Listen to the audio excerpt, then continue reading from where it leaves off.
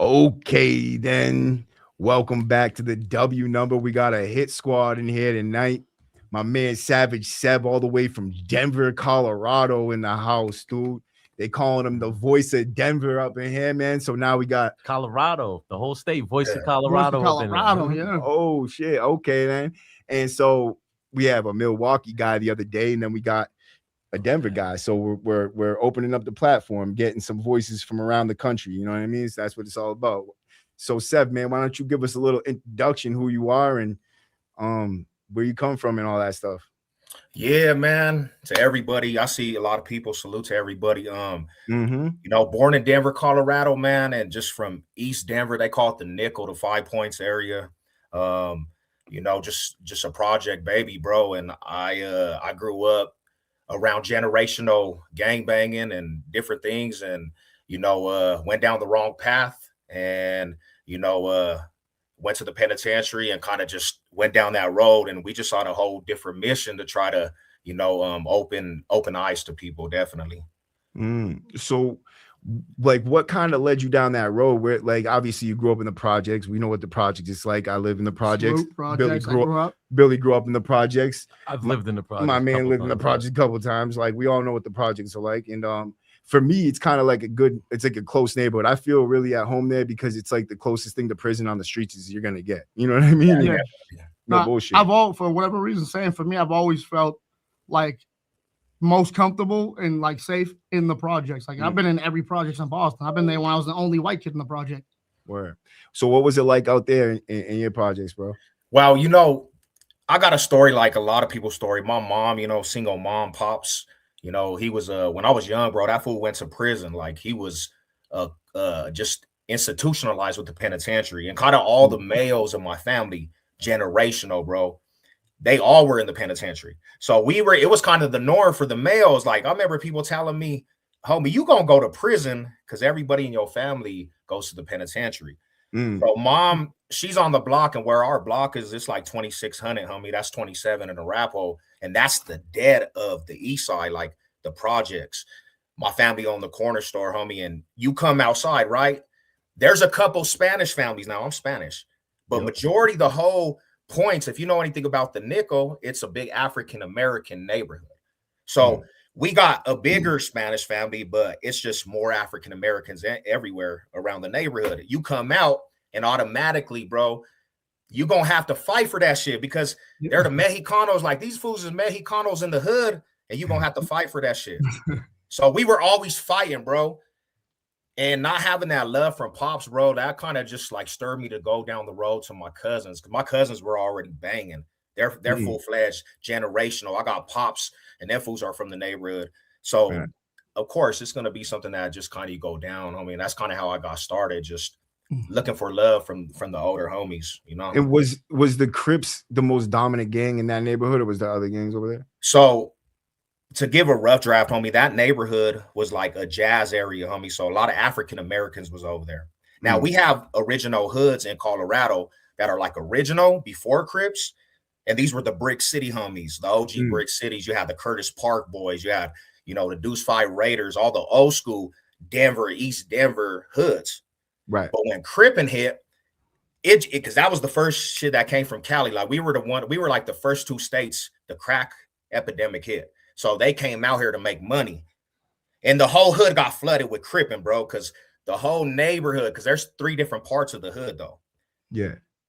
Our projects, it was already Brick City homies, bro, like original Brick City homies, but the Compton Crips came to the projects. They're from Compton, Cali. And they set up shop, which the whole neighborhood was already flipped Crip, and that whole project housing turned into Crippin', bro, the whole project housing. So, yeah, Crippin' was like predominantly, it was the most. It's crazy how that shit takes over, right? It came out here. We have all Boston is like neighborhood gangs, but once the Bloods hit, the Bloods is kind of like the Crips in that area, right? Now it's all you see out there now is Bloods and Crips. It's crazy to me because it never was like that. So you'd mentioned you'd grown up fighting and everything like that. So at what point do like weapons get involved and I guess tell the people how that could definitely escalate situations, because then the stakes are much higher, prison, death, all that. I guess talk about like at what age does that start becoming so a factor where people start picking up knives and guns, perhaps? Or So if it's that kind of happens at all? crazy because my mom tried to get out of that neighborhood. We go to the west side, right? And I already know about like politics because the relatives and stuff. But we go to the west side, and the west side's like all the gangs that hate the east side Crips, they hate them over there. So as soon as I get over there, I got a different stilo. I talk different. I don't act like the fools in this neighborhood. They automatically just targeted me, bro. Plus, I got green eyes. I'm talking to girls at the school, and these fools just hated that shit. They're like this little east side fool. So I automatically just started feeling like I was bullied, bro. And I started fighting these dudes. Well, later down the road, homie, a couple fools get shot from the hood, right? This is all time. I'm like aggravated and angry. My dad gets out of the penitentiary and he's out for like 6 months, bro, and he gets murdered. That fool they chipped him off at like I was 16, 15 years old. They killed this fool.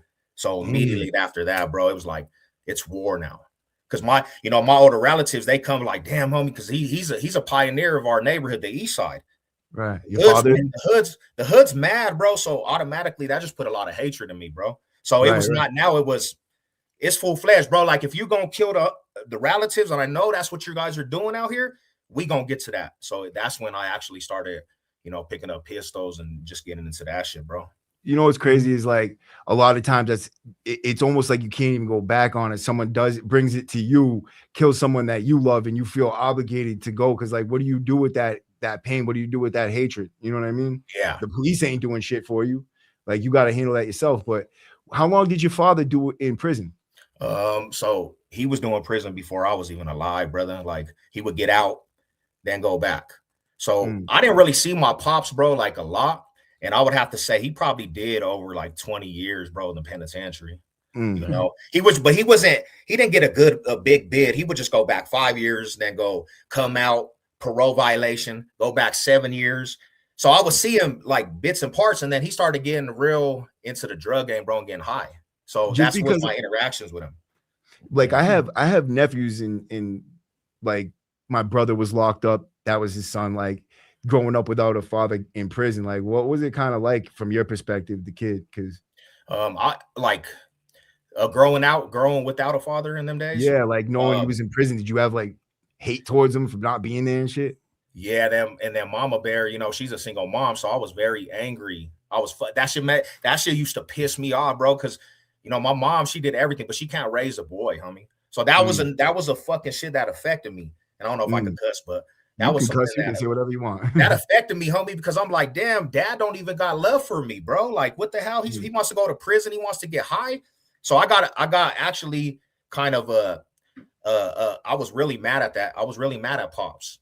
And then my grandma, his mom passes away. He gets out, and he's only out for a month, and we get close, and then he gets killed. So, like I thought I was going to get close to him, and then he gets killed, bro. And that's what kind of just like set me over the edge. Like life is like you here one day and then you ain't here one day. And it made me actually be very, very hateful and mad at the world, bro. Word, bro. Was it like gang shit? Like how did he get killed, if you don't mind me asking? He was getting high, and somebody didn't come back with the money, and they actually they got him over the shit. They shot that fool in the head, bro. Was there ever a point when he got out and that you saw him attempt to do the right thing and the struggles, I guess, that come along with that? Because I think most people in their mind before they come out, they call it jail talk. I'm gonna get out and do the right thing. Right. But I think people genuinely mean it at the time. Yeah. It's just you get out and things are quick to change. You know what I mean? Easier said than done. So 100%. Did he get out and ever try to do the right thing? Or so that time frame when my grandma dies, bro, like he's trying to do good. Because I told him, I said, Pops, like I haven't seen you my whole life, bro. Like, can we get this shit together, homie? I'm telling you as your son. And he's like, yeah, bro. So he started doing actually good. And I think my grandma's death, bro, that was he was a mama's boy. So I think that's what set him over the edge to go smoke and get high again. And he just was around the wrong surroundings, bro. And that's what happened, Did you ever get into drugs yourself? Nah, drinking. I got into alcohol. I was killing bottles at one time, bro. Just that's what we did in the hood, and especially we didn't have responsibilities. It was just warfare in the hood. It's like, bro, we get up on a daily basis and like go get some drink, homie, and just watch the hood, patrol the hood, and that's kind of our agenda. Damn. So it was like a soldier, like you live kind of like a soldier. You You packing all the time, just making sure enemies ain't in the hood and shit. Bro, they know me because they know me as Big Sev Loco, homie. Like, cause I got baby homies. Like after a while, I got little homies and all that shit. But they know me as a trooper, a frontliner, bro. Cause I really, at the time, there's a book called Gangster's Biography. It's Cody Munster from the Crips from Cali. And I've read that. He's a militant fool, right? And I'm like, damn, cuz, like this, we slipping on our cripping in the Denver, homie. So I put that into my mind. I'm like, we got to get up on this shit, really go in. That's Mama Bear right there, actually. That's Mom. I seen that. That's why I put it up for you.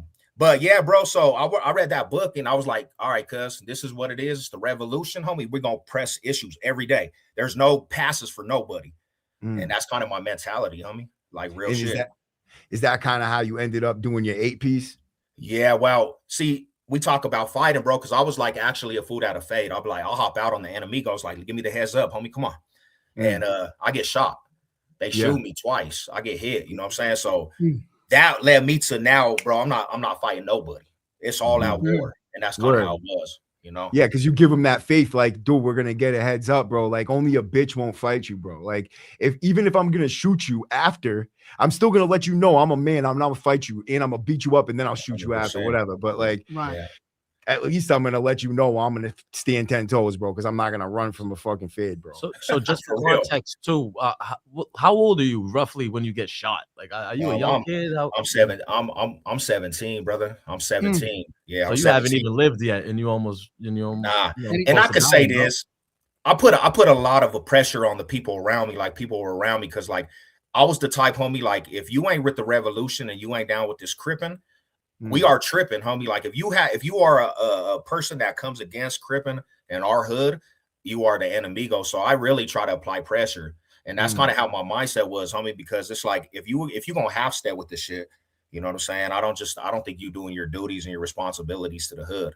Yeah, if you're gonna live that life, right? Yeah, no, 100%, brother. Yeah, you were the point guard, bro. That's the way I see it. I was kind of a point guard for myself, like for my people. Like I would always try to press them to do better, be on point. You know what I mean? And creating a strong enemy brings people together even more, bro. And like I know that it's controversial. It's something that like it's prison politics 101, though. You create a strong enemy, you will bring in your crew will get a lot tighter. You'll even bring in more people. It's like a weird phenomenon. Well, you got to think about this country after 9/11. It seems like we all kind of came together for a little before things really started going divisive. But it seems at that point, like that common enemy, like, you know what I mean, kind of brought people together. It was before the social media that's an era, but it was like, at least that was the feeling I got as a kid in high school at that time. I actually had court that day, juvenile court, when I heard that went down and stuff, man. But I was on the 5th floor in Brockton. Y. Common enemy thing, you know what I mean?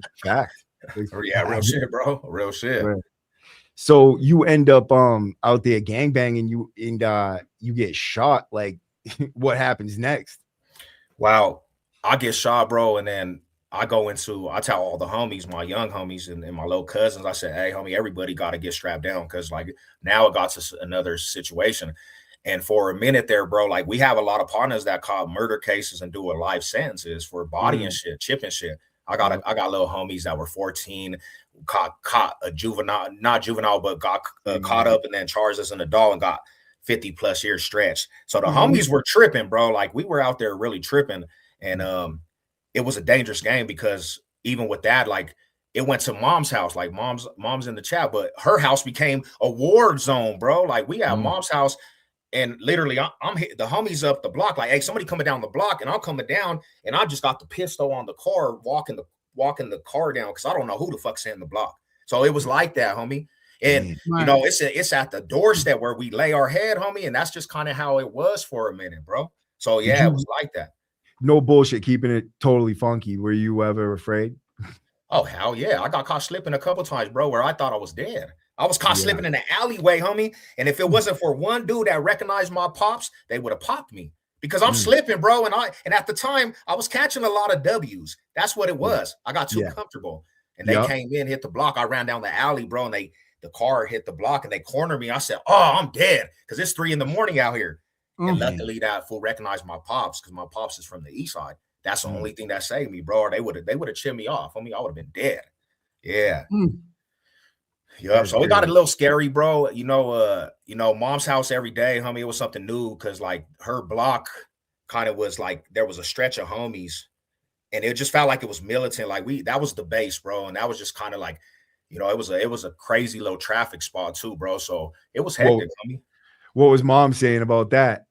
My mom hated that shit, bro, because everywhere we went, her son, she has another son too. Like, we were stupid too, bro. Like, and I apologize for that shit, but she would be with us, homie, and it'd be a full on, we see some enemies, bro, and just start tripping while my mom's with us.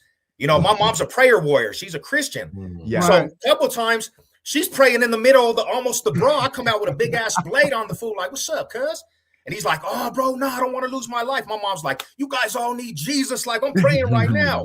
So she was in the middle of all that shit, bro. Like, mom was a rider, though. Mom was a rider, homie. Not for nothing. That shit probably kept you alive, bro. The praying, yeah. For real, not 100%. Yeah, that's why, like, I'm a man of God now, bro. And I always say this, her prayers never went avoided. They never went avoided, bro. God still heard her prayers after prison, Absolutely, bro. I feel like every little thing we go through along the way, God is kind of testing us and building us up to be the man that we're supposed to be, that he needs us to be, and like to push his message or to fight the good fight, bro. Like he wants us to be the best person of ourselves, and he's all love, you know what I mean? It's all love, So yeah, absolutely, bro. Quick question though. You had mentioned how you had, the little homies, they were out there doing this and that. Is there ever a point, like now looking back, that you might feel some sort of guilt associated with certain things? Maybe someone's sitting there doing a life bid or got themselves into stuff where it's like, man, maybe if you were on something a little bit different, it could have went a different way, or is it just kind of charge it to the game and do your best moving forward? That's actually a real question. For a long time, I felt guilt, homie, to be honest. I felt like, damn, I fucked up people's lives. Like, and even my baby bro, his PTSD is because he grew up and that shit so young. And he's to this day, he's fucked up behind the shit. We're all fucked up behind the shit. Little cousins, they're trying to get their life right. But if I would have stirred them to sports, because I was good at sports too, bro, that would have been the route to go. And they do music. My cousins do music. That's another thing. The hood had a music group called the Rap Old Truths, bro. And instead of focusing on music, everybody was banging. We couldn't, and they had a lot of buzz out here, bro. That's what we could have went down and did music or sports. So yeah, when I come back to it, I actually feel bad about it, But you got to forgive yourself too, bro. Because like, sure, 100%. Well, that's where Jesus comes into it too. Because sometimes I have a tough time forgiving myself for maybe things that I would have done, and it's like, Jesus died on the cross for it, and it kind of, gives me a little bit more comfort. You know what I mean, going forward, because you can't change the past and just do your best moving forward. But you live in the life that you live in, setting that example, and now little cousins are seeing that. Maybe they won't have to go through what you had went through, you know what I mean? And yeah, not 100%. And you can't move forward until you forgive yourself. Word, you know what I mean? Yeah. Word, bro. You know what? Important shit, bro, right? So the devil needs you to be living in your shame, living in your guilt, to keep you down and doing the things that he wants you to do, which is drugs, depression, suicide, all the above. Yeah. As soon as you can shed that and you see the light, bro, and you start living for God and living for yourself, like it's a whole different story. You know what your I mean? whole identity becomes different, bro. That's amazing right there. Yeah, that's real shit though. That's real, bro. And so what do you end up doing to end up catching 8 years in a Denver or Michigan prison, whatever it is out there? So basically, bro, like, so remember I got shot, right? I was leading up to being 18 because I caught like 3 different cases at 18, right? Like different cases I was actually on probation for. And I got out, bro. I was on probation for fallacy menacing with a deadly weapon, an ice pick. That was like my first case. Yeah. But I got out and I'm fighting this probation. And that's when I actually got shot up. To go back to it, that's when I actually was shot up around the same time. And shit was going on, bro. But it was like into being 18, homie. My brother basically gets caught slipping one day and he comes back to the house, and me being his older brother, you know what I'm saying? He's like, what happened? So, I'm strapped down or whatever, homie. So we go out there, and I'm not going to get into details, but attempted murder case, bro. That's what happened. Yeah. Okay. So you went into, what's the county like? First of all, you end up getting busted right away? Yeah, because what's crazy, bro, the shit happened and we ran. Boom, boom. We go through a creek. And my mom's house was sitting off in the distance. The whole neighborhood, this is the middle of the daylight. It just happened in the middle of daylight at apartment complex. We run, boom. I toss the pistol, boom. My brother tosses his pistol, boom. We go to mom's house. My mom don't even know what was going on. She don't even know what's going on. Somehow the cops get my phone number, bro, and they call me and they come hit the SWAT team. They got a SWAT team around mom's crib. And they're like, Cisneros. I said, who's this? And they were like, this is police station. Boom, I hung up. You know what I'm saying? I hung up and they called back. And then I was like, fuck. I told my mom, I said, hey, mom, we're in trouble. Well, I have blood on me and all kinds of shit, fool. You know what I'm saying? So I'm like, the cops called back and they're like, you need to come out with your hands backwards. I'm like, damn, fool, fuck. So I tell mom, like, this is what happened. She's like, what the fuck did you do to my house? So we go back, homie, and we go out the house and pretty much they seized mom's house and everything off that shit, bro. So the whole apartment complex snitched on us, bro. Everybody snitched. And, yeah, bro. Damn, they seized your mother's house? Yeah, she was on Section 8, homie. And they took her Section 8 away and she lost her job. No, she didn't lose her job, but yeah, it was wild, homie. That shit happened in your house, in your apartment, or whatever? So it's like a block away from the apartment. We just ran. Okay. We ran to her house from the apartment. That sucks, bro. Oh, but they arrested you in her house, right? Yeah, they came with the SWAT team, bro. We came out. They even made my mom come back. She went to the precinct. And some fools that were driving up, they seen us and they pointed us out. Like, these were not the people because one of the dudes got hit and he turned into like a vegetable state or whatever. But pretty much, they pointed us out at the precinct, bro. Yeah, they pointed us out. So you end up hitting the county fucking for a shooting, attempted murder. You know you're facing time. What's that like? Bro, and see, this is where it's hard because like out here in the West Coast, you got the racial tensions and we Spanish Crips, right?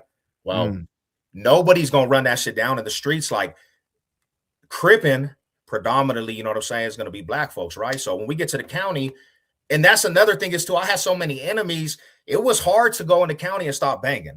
Because as soon as I get in the county, fools from other neighborhoods already see me, homie. And the first week I get over there, homie, there's some fools that pack me out, meaning that they got at me as soon as boom, boom. And I'm casted up from getting shot up too. So... Oh, so you got hit before you went in? Yeah, so this is around all the same time. Yeah, I'm recalling now, bro, because I was casted up when I went in. And as soon as I get in there, it's like in the counties, bro, you have fools come up and they're like, where's this fool from? So they get to see where fool's from. And if you a Crip, automatically you have so many enemies because we're Mexicano and all the Mexicano gangs, they're like, fuck this dude. And then these fools from this hood is like, get this fool, homie. So I got packed out.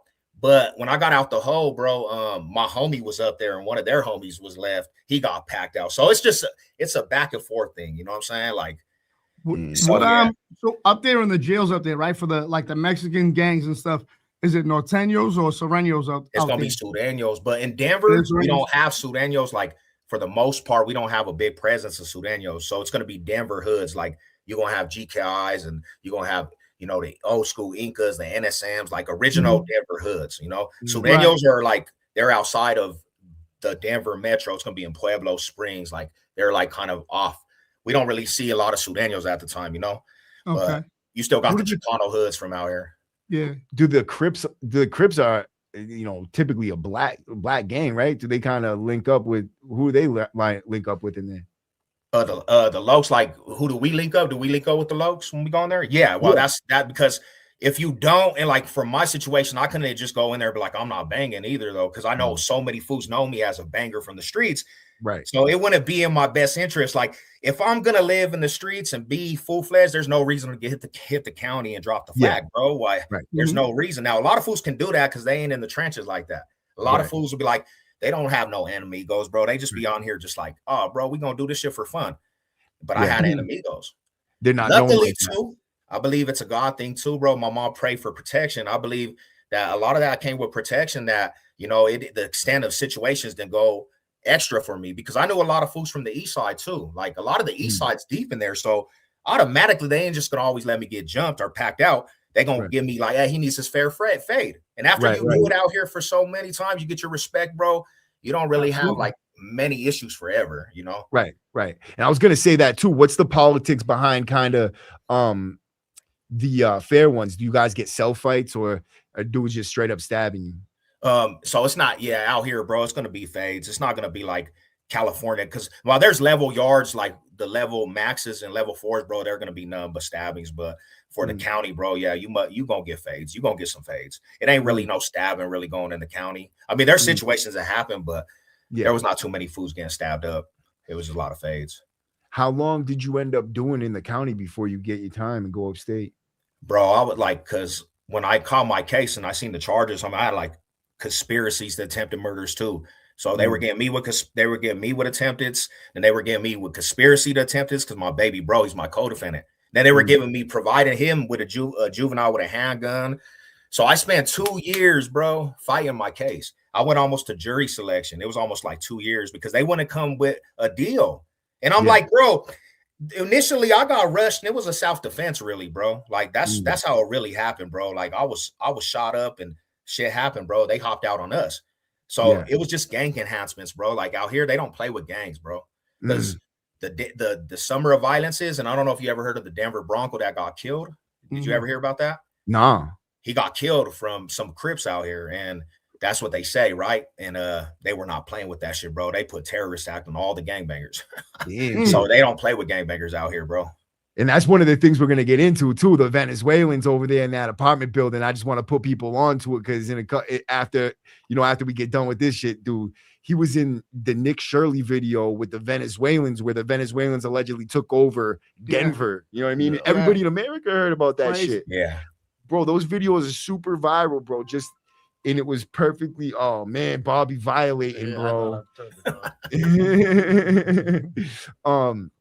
Yeah, so we're gonna get into that too, because I guess it was like, Nick Shirley kind of like shaped that video to sound like a certain way, you know what I mean? Like politically. So we're gonna get into that. But yeah, so what did you do after this? So you fight in your case for 2 years, you're in the county, things kind of slowed down for you. What happened? I was gonna plea out because my lawyer came with a 16-year sentence, 5 to 16. They said they were gonna max it out at 16, and I was gonna hop on that because my whole stay, bro. Before anything, my mental was fucked up. Like, damn, I'm a young kid. I'm like, I'm not never gonna see the day of light, man. I said, let me get a time where I get out again. So my mental was fucked up, homie. And plus, I'm in a pod like at this time with all kinds of fools that are fighting life sentences. Everybody fighting a fucking capital murder. Word. I'm a kid, bro. So the traumas were fucking me up. Like, damn, bro, all these fools is fighting life sentences. I'm talking about they got evidence on all these dudes, and I'm this fucking young ass kid, and I'm like, damn, my life is in these fools' hands, bro. You know. So I finally got it down. So going towards like what I got it down, I finally got it down to a 10-year sentence stipulated. That's what they came, really. How'd you feel about that at the time? Did you feel like that was a good deal, or did you feel like you were getting smoked, or were you like, I guess I'm naive, but at that time I'm like, I'm seeing light of day again, cuz especially being around people facing life and all that stuff, it puts things in perspective too, for sure. And the OG convicts in there, bro, they were always talking like sense to me, homie. They were like, bro, you gonna get out again. Don't even trip off this shit. You don't got a background, really. You gonna get off of this shit. Just sit your ass here, because I'm stressed out. It's one of them things you're stressed out. Like, damn, I'm asking people questions. They're like, fool, you know what I'm looking at? I'm looking at double homicides and shit, bro. Chill out. You know what I'm saying? But yeah. Where people are quick to fucking tell you, like, yo, stop your fucking complaining, bro. Like, this is what I'm looking at. Like, and it was my first time like with an adult, anything that severe, bro. Because I had little things, prior, but yeah, that was like it was severe at that time because they're talking about 60+ years, and I'm like, damn, fool, my first case 60+. Yeah, damn, kid, that's heavy numbers right there, bro. Yeah, it is. How does that make you feel inside? Like, no bullshit. Like, what are you feeling about all this shit? Hey, bro, I'm gonna be real with you. That was the first time I actually, like, I looked out the window one night and I'm like, damn, homie, I'm really about to go do time. And I asked God, homie, like, real talk. I don't care who people think about it. I said, Lord, if you give me another chance, just give me another chance, please. I said, man, I'll try my best to be the best person ever. And it's crazy because I seen this vision, homie, and it said 5 years for some reason. And then I said, man, I'm getting out again, man. God's coming through. So it fucked me up stressfully, mentally, bro. Like, because I was so sick. I was sick mentally, homie. Like, I felt unhealthy, bro. I was going through so much stress, homie. Yeah. Mentally, it fucked me up. That fight in that case mentally fucked me up, bro. Hell yeah, bro. At what point do you change like your mind state to be kind of like where you kind of at now? Does it take a while through your bid, or was it in county facing all that Bro, time? It's a good question, talk a little actually. bit I'm about 40. that.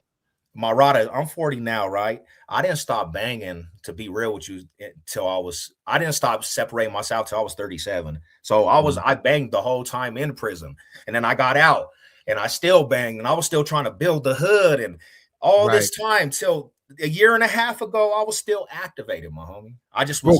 So what was it that, I'm sorry to cut you off. What was it that flipped that switch in you, man? Right. Was it something, a particular incident, or was it just, my brother gets shot, bro. There's a lot of shit going on in the hood after, and I was like, it feels like 2003 again, bro. Like some shit's about to happen crazy. Some shit popped off. Shit was going back and forth. Only that my brother gets shot, bro. They left that fool in the alleyway. They shot that fool 4 times. He get hit in his neck. It almost go through his brain. He gets hit 2 times in his stomach, and they try to off him. They try to walk up and off him. Ooh. Come to find out later down the road, it's closer. It's closer in the backyard than we know. It ain't even enemigos, bro. It's somebody. Oh man, frenemies, bro. Frenemy. That broke my heart, bro, because I gave so much time to this hood shit, bro. And you would never think you have to watch the homies. And it's like, damn, fool. Like I said, man, what is this shit worth anymore, bro? I have to. And then I didn't want to go through this rut no more, bro. Going down this path of poverty, bro. I wanted to change my ways, bro. I had to. You know, yeah, bro. And it's a good thing you did. Not to cut you off, but it's a good thing that you did. You know what I mean? Because you're a power of example to so many other kids out there going through that stuff. Hell yeah, bro. Definitely. And not for nothing, like that feeling of like building a crew, right? Building your gang and keeping them up. That shit's addicting. You know what I mean? You feel power in it. You feel purpose. You feel like you belong. You know what I mean? And it's hard to get out of that because unless you get like a situation switch, you know what I mean? Like where you go home or something, you know what I mean? Like, and you get to like clear your head and like rethink things, because like if I didn't leave up there, I probably would have never stopped like doing that shit, bro. Because it's really fucking like, dude, I felt purpose. I felt belonging. Like I love my brothers. I still do. And it's like, I want to see them do good. And I don't want to leave them hanging either. I feel like a sucker, like, I'm not with that no more. Like what kind of sucker do I feel like I'm gonna leave them hanging? Like I swore I was gonna be through thick, thin, whatever. You know what I mean? Rain, sleet, snow. I'm gonna show up, but then like now I'm not. You know what I mean? Like power's addicting too. Man. Power's So talking about that too, bro. Cause I got direct little homies, you know, that still got love. Like they'll tap into my channel, like, what up, big homie? And it's still, you know, it's always love, bro, for these dudes. You know, I just in that power of having little homies and then being like, you know, my name reads Bows in our hood, bro. So like they talk about me good through the hood. Like that fool was a rider, bro. That motherfucker, you know, and you know that energy is like, damn, homie, somebody must have been putting in some real shit in here, you know. Right. And it's the expectation. Their expectations of you keep you doing that shit. You know what I mean? Because you don't want to let people down. And there's another thing is too, bro, and this is crazy too, because I was thinking, bro, I got in a stage too after I got out, because I was really trying to build the hood up back again to being just that dominant force. And I caught myself in a mindset, and this is where I had to break out, where now it's like I need the little soldiers, bro, and I really don't have love for these fools. We just need to be out here. We need that aspect of little homies. So if you ain't, I don't give a fuck what's going on in your life. You got a responsibility to the hood. You could have had just a kid. Nah, your responsibilities to the hood, bro. And that's kind of the mindset I got to, homie. Like it was all the hood. I didn't give a fuck about what you were going through. And I didn't like that about myself, bro. I hated, I started hating that shit. Like, damn, homie, you really in a mindset where like, bro, it's a selfish thing. It's all about the hood. You don't care about these little fools' well-being. Word, bro. You know, and I can admit that, bro. You know what I'm saying? Same thing. It's all about you. You know what I mean? What can they do for you? If you can't do nothing for me, I don't really have time for you. You know what I mean? Like for real. It's all about. But, so did you actually step down? So you like completely just stepped down from the gang stuff, or you still affiliated?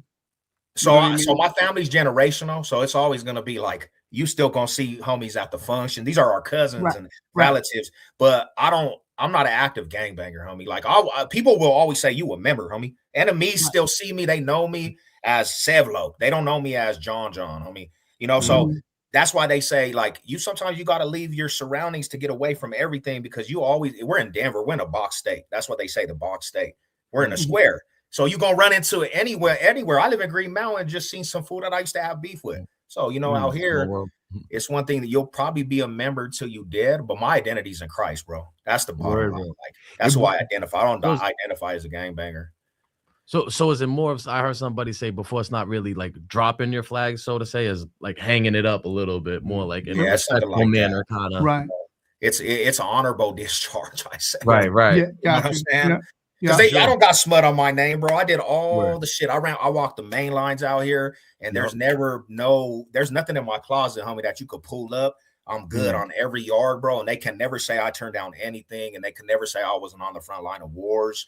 You know what I'm saying? That's just real. That's just, and this is how crazy gangs is, bro. Even with all this shit, I always say this, bro, and I don't try to say it, but I could go back to the hood and just my name, homie, fools is gonna embrace that shit. Like, damn, cause you back, they gonna show love, homie. You know what I'm saying? Right. So you're right. Did you end up making that choice while you were upstate still, or did you end up going home first? Yeah, I was home, bro. I was out. I got out, and then some shit happened with other relatives. One of my homie that was doing a murder case, he caught a case a long time ago, and my big homie, he gets shot in Pueblo. So that returned to like, oh yeah, the homie militant. We got to get back to this militant shit. Fuck it. So that's what I kind of started creating after prison. And then I got sick with this virus, homie, that almost took me out. Right? God was trying to give me like to see, like, I told my wife. Shout out to my wife, and by the way, she's probably in here. I told her, I'm going back to prison. You need to find out what you're going to do. I told her this. I said, I made my mind up. Figure out what you're going to do, because I got to go handle this shit. Like, I don't care with nobody. I'm in that zone now. Like, I don't care. Then I get sick, bro, with almost a virus that took me out. It almost killed me. What was it? H. pylori virus. It was in my intestines, and it was eating all my nutrients. And I didn't know. I'm healthy as fuck. I didn't know why I got this shit, bro. And they couldn't find a cure, and nobody knew. I couldn't even swallow. I couldn't sleep, bro. I was losing all this weight, bro. I went from 270 to 205. And in that incident right there. Damn, that makes you feel like you have cancer or something. I'd be bugging out. I felt it, bro. That's what I felt like it was. I'm like, dang. And I knew God was breaking me to the point, like, you need me now, homie. You know, I'm going to break you all the way to the point. Like, you need me. Because I started, I never got high off of meth, but they say that you see shadow people. For some reason, I started seeing figures out here, bro. My mind's playing, because I had That's slept the no sleep part of it. Yeah. That's sleep deprivation.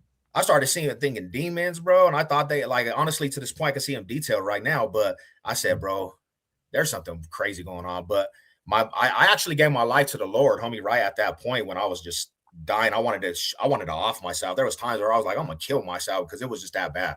How long did it take you to beat that virus? 90 days, fam. It was 90 days. Damn. And this was right after I told my wife I'm going back to prison. Like, I don't even know how I got it. I got a deviated septum surgery, and then I caught this. And it was right after I told my wife, like, I don't care. So I think God was like, oh, you think you have a choice in this? I'm about to break your whole world. And he did, bro. Like, and I gave my life to the Lord. I submitted. But I went back, bro. As soon as I got healed, I went back.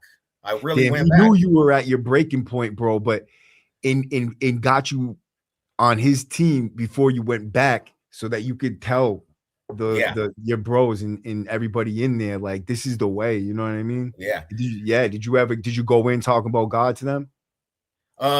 Yeah, that's what I kind of always do. That's what I kind of always try to do that. So check this out. That happens, right? And I start getting on my ministry thing, bro.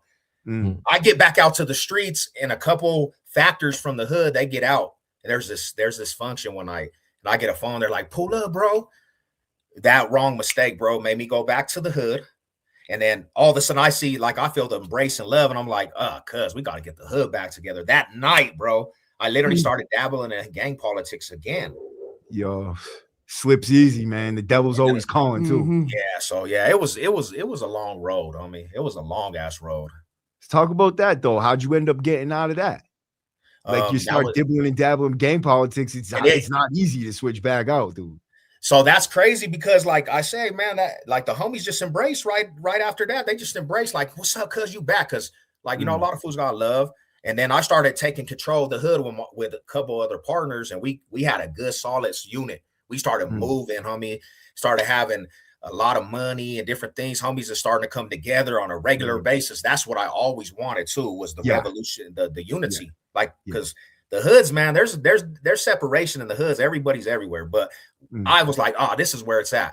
Then it turned into the homies getting power, and they started tripping with fools, and they started thinking that they were immortal. I'm back into now getting myself almost in penitentiary risk, and some shit popped off and almost caught another case. And all of a sudden my brother gets shot. That's when I told you my bro got shot. It was around that same time. And then after that, bro, I realized what happened and what the details was. I was like, there's no more use to like me being out here putting my life on the line for anything. I'm gonna love the homies, but I gotta get my shit right, bro. Like, that's just the truth, you know? Yeah, and as like a figure, people that is a name that rings bells, people fucking like you're a target. You know what I mean? Dude, trophy, bro. Hell yeah. Straight trophy. Yeah, so it was about time you got out the hood. So what was the path from there forward? You said you ended up going back to prison? No. I just went back to the county. Almost went back. Say slipped the case. So talk about what's your message to the youth? I know you had said before you had, you know, the younger homies, but now it's a little bit different. It seems like you're trying to talk a little bit. Is it Jesus that you're trying to stress to them, or is it staying away from the gangs? Talk a little bit. Yeah, I think my main message is because I think self-worth, bro. Like, young kids don't have self-worth, so they figure out like they get love from this shit that just don't have no meaning. There's no meaning, bro. Like, you're not gonna get $1 million off of it. You ain't gonna get you ain't gonna, you know, later down the road, the mental aspect of prison, bro. Like, it's hard to get a job, homie. You can't get an apartment complex. I gotta settle for the last of the last with apartments. We had to go to the slumlord. Like, these fools don't want to rent to a Fallon. So I try to tell people, you know, I try to tell youngsters, like, you know, you have so much opportunity as young, bro, to really do something for your family and change that direction for your family. Because if you don't, you're gonna be a 40-year-old fool talking on YouTube about your story, you know. And it's just, to be real, you know. I haven't seen any gangs that provide health insurance or life insurance or anything like that as well. So it's like, you know, I'm sorry. So when you do talk to the youth and stuff, like, where do you go into places and speak to these kids, or is it just doing it on your YouTube thing? Like, yeah, that's my main goal. Like, cause I'm with I talk to some church dudes that been in the prison system and gangbanging, and they change their way, so they go into these prison. That's on the bucket list. But I have a lot of like youngsters that tap into my channel, right? And they're from Denver, and I meet a lot of subs, bro. Like, honestly, they'll subs will always just run into me, and that's another thing with YouTube. Yeah, it's open doors. Like, people like, "What's up, Seb? Like, I heard your story, homie. Like, I'm changing my life because of you." So I try to be a big brother, homie. Like, I'll be like, come get some gym money, homie. Come over here. Let's get to the gym. You know, I try to talk to them like a big bro, and try to just lead them down the right way. What they probably need right there. Yeah. Why don't you tell the chat, tell the people about your channel, man, and how they can find that, man. Yeah. So my channel is just it's Seven Oaks Hood Tales. Tommy, I don't know if he's a moderator or thing. I don't know if he could put a link, maybe. Tommy's down there. He could put that link for sure. I think he already put it. He already put the link. So we just, you know, like, really, to be truthful, when I started like that football. That was what it is, but it turned into Denver's history, because a lot of people are like, Denver's in the dark when it comes to states of like politics, but we got a lot of comrades that died out here, bro, and I got a lot of homies that are doing life sentences in prison. So there's been a lot of in the hoods, bro, a lot of stuff that's went on, and a lot of people don't know about this shit. So I heard Jake 90 or whatever his name is. Yeah. He tried to talk about our state, bro, and try to talk about what was going on in Denver, and he's not from here, and he got half of the information wrong. And it's like, bro, why are you talking about Denver? And then you had all these fools start talking about Denver, and they're not from here. And I'm like, bro, I'm about to like set this straight. Right. This is what's really Denver, homie. This is what goes on. Like, you guys don't even know what you're talking about. So that's kind of how he said about the FBP and hoods, that he said something about the hood, the G's were messing with the Bloods and the Odies, and these fools be beefing. Like, he started talking about stuff about a case and this indictment, and it's like, you are not saying the right things, bro. You're giving misinformation to other states. Right. And was it about the Venezuelans? No, it was about a group called FBP. They got indicted. They got indicted out here, and it was a big thing out here because they were doing music. They were blowing up with music, and yeah, bro. So he started talking about wrong information. Then the what is them fools? It's that dude that does the hood. It's like he's from Northern Cali. What is his home? What's that video where I got away? I didn't like because myself, I didn't realize that Denver was like that. Dirty Crips. I remember the FBP. I think it was the video that I seen of his. That's how I even found out about him. And then I kind of fell off of him fast.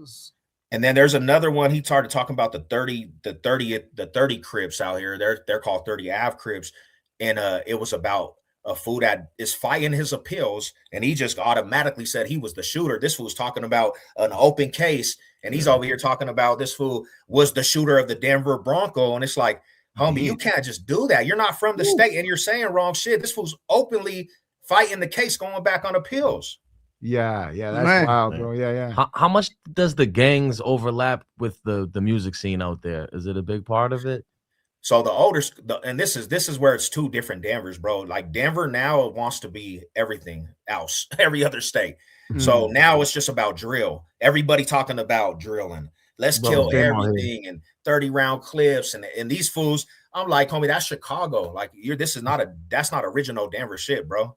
So not for nothing though, the drill music, everybody who listens to it feels like in order for me to rock out hard to this, I gotta be like this. You know what I mean? It's already putting it in your head, like, yeah, man, fucking 30 clips, fucking smoking dudes, like, yeah, this is what I'm about, baby. It's a pure glorification of it. I think a lot of people they get into it more for the drama, less for the art and the talent. They just kind of are nosy and want to hear what's going on and want to hear what ops got smoked and like don't even care about the actual art or the music. They're just trying to. A lot of those views are probably police too. Word, and it's easy. It's easy to do it. You're jumping straight into something that you already like. It's easy to get into that. Why don't you do something that takes some talent and is a little bit different? Yeah. And they're like they're all telling on themselves in this music, and then wondering how they got arrested. Yeah, that's kind of how the FBP did. The FBP they got arrested off their lyrics because they were not killing people, but the thing is they were shooting everybody's shit up, right?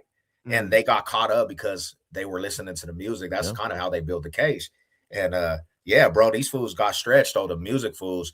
But like I said, Denver is everybody does that now. The Denver aspect, like that's kind of how it is. Now, back in the day, it would be actual fools from the hoods that would be doing music. You know what I'm saying? So they overlapped a lot. That was a lot of the thing in the town, but it was not all about drill. And it was talking about stories about, growing up in the East Side, Park Hill, Aurora. Like you have real artists. Like rap. Yeah. Now it's let's go kill mamas and grandmas and pets and everybody. Right. Not one metaphor or simile in there or anything like any bro. Bar work. So let me talk to you a little bit about your football YouTube thing where you guys was just doing trash talk on football, bro. That shit sounds lit. No bullshit. You said you started off like a troll. So to be real, I was off of Google Plus. You remember when Google Plus was happening? Google Plus? I was probably in prison. I was in prison. Okay. So it was like before YouTube, I even knew about YouTube, homie. It was about I'll say 7, 8 years ago.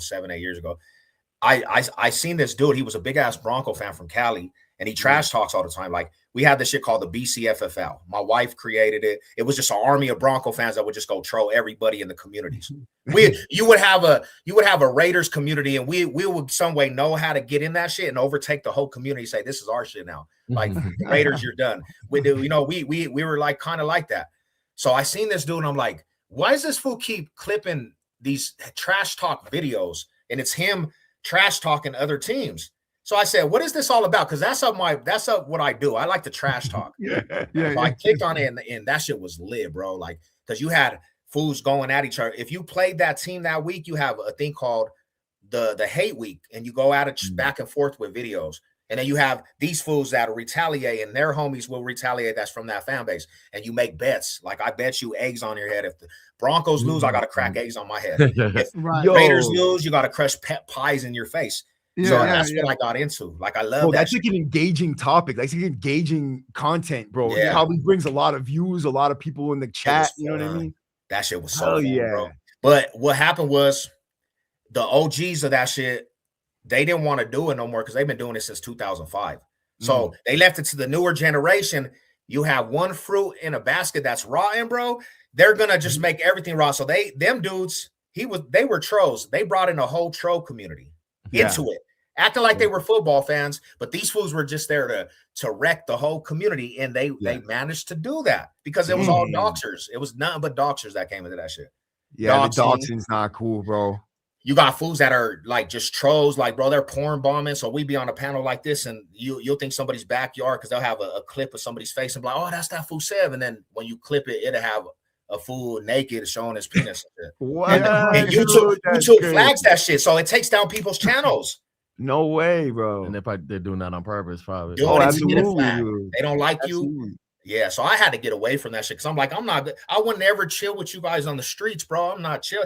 And then they told me, you're nothing without me. That's why I created my YouTube on this, because they said, you're never going to be anything without this community. I said, watch me, bro, because I really got a story. You fools are just internet fools. I guarantee I can build off of just me. I don't need football and all this shit to build. That's kind of how my other shit, because I created another channel. I have another channel, but YouTube took that shit because I didn't have the passwords.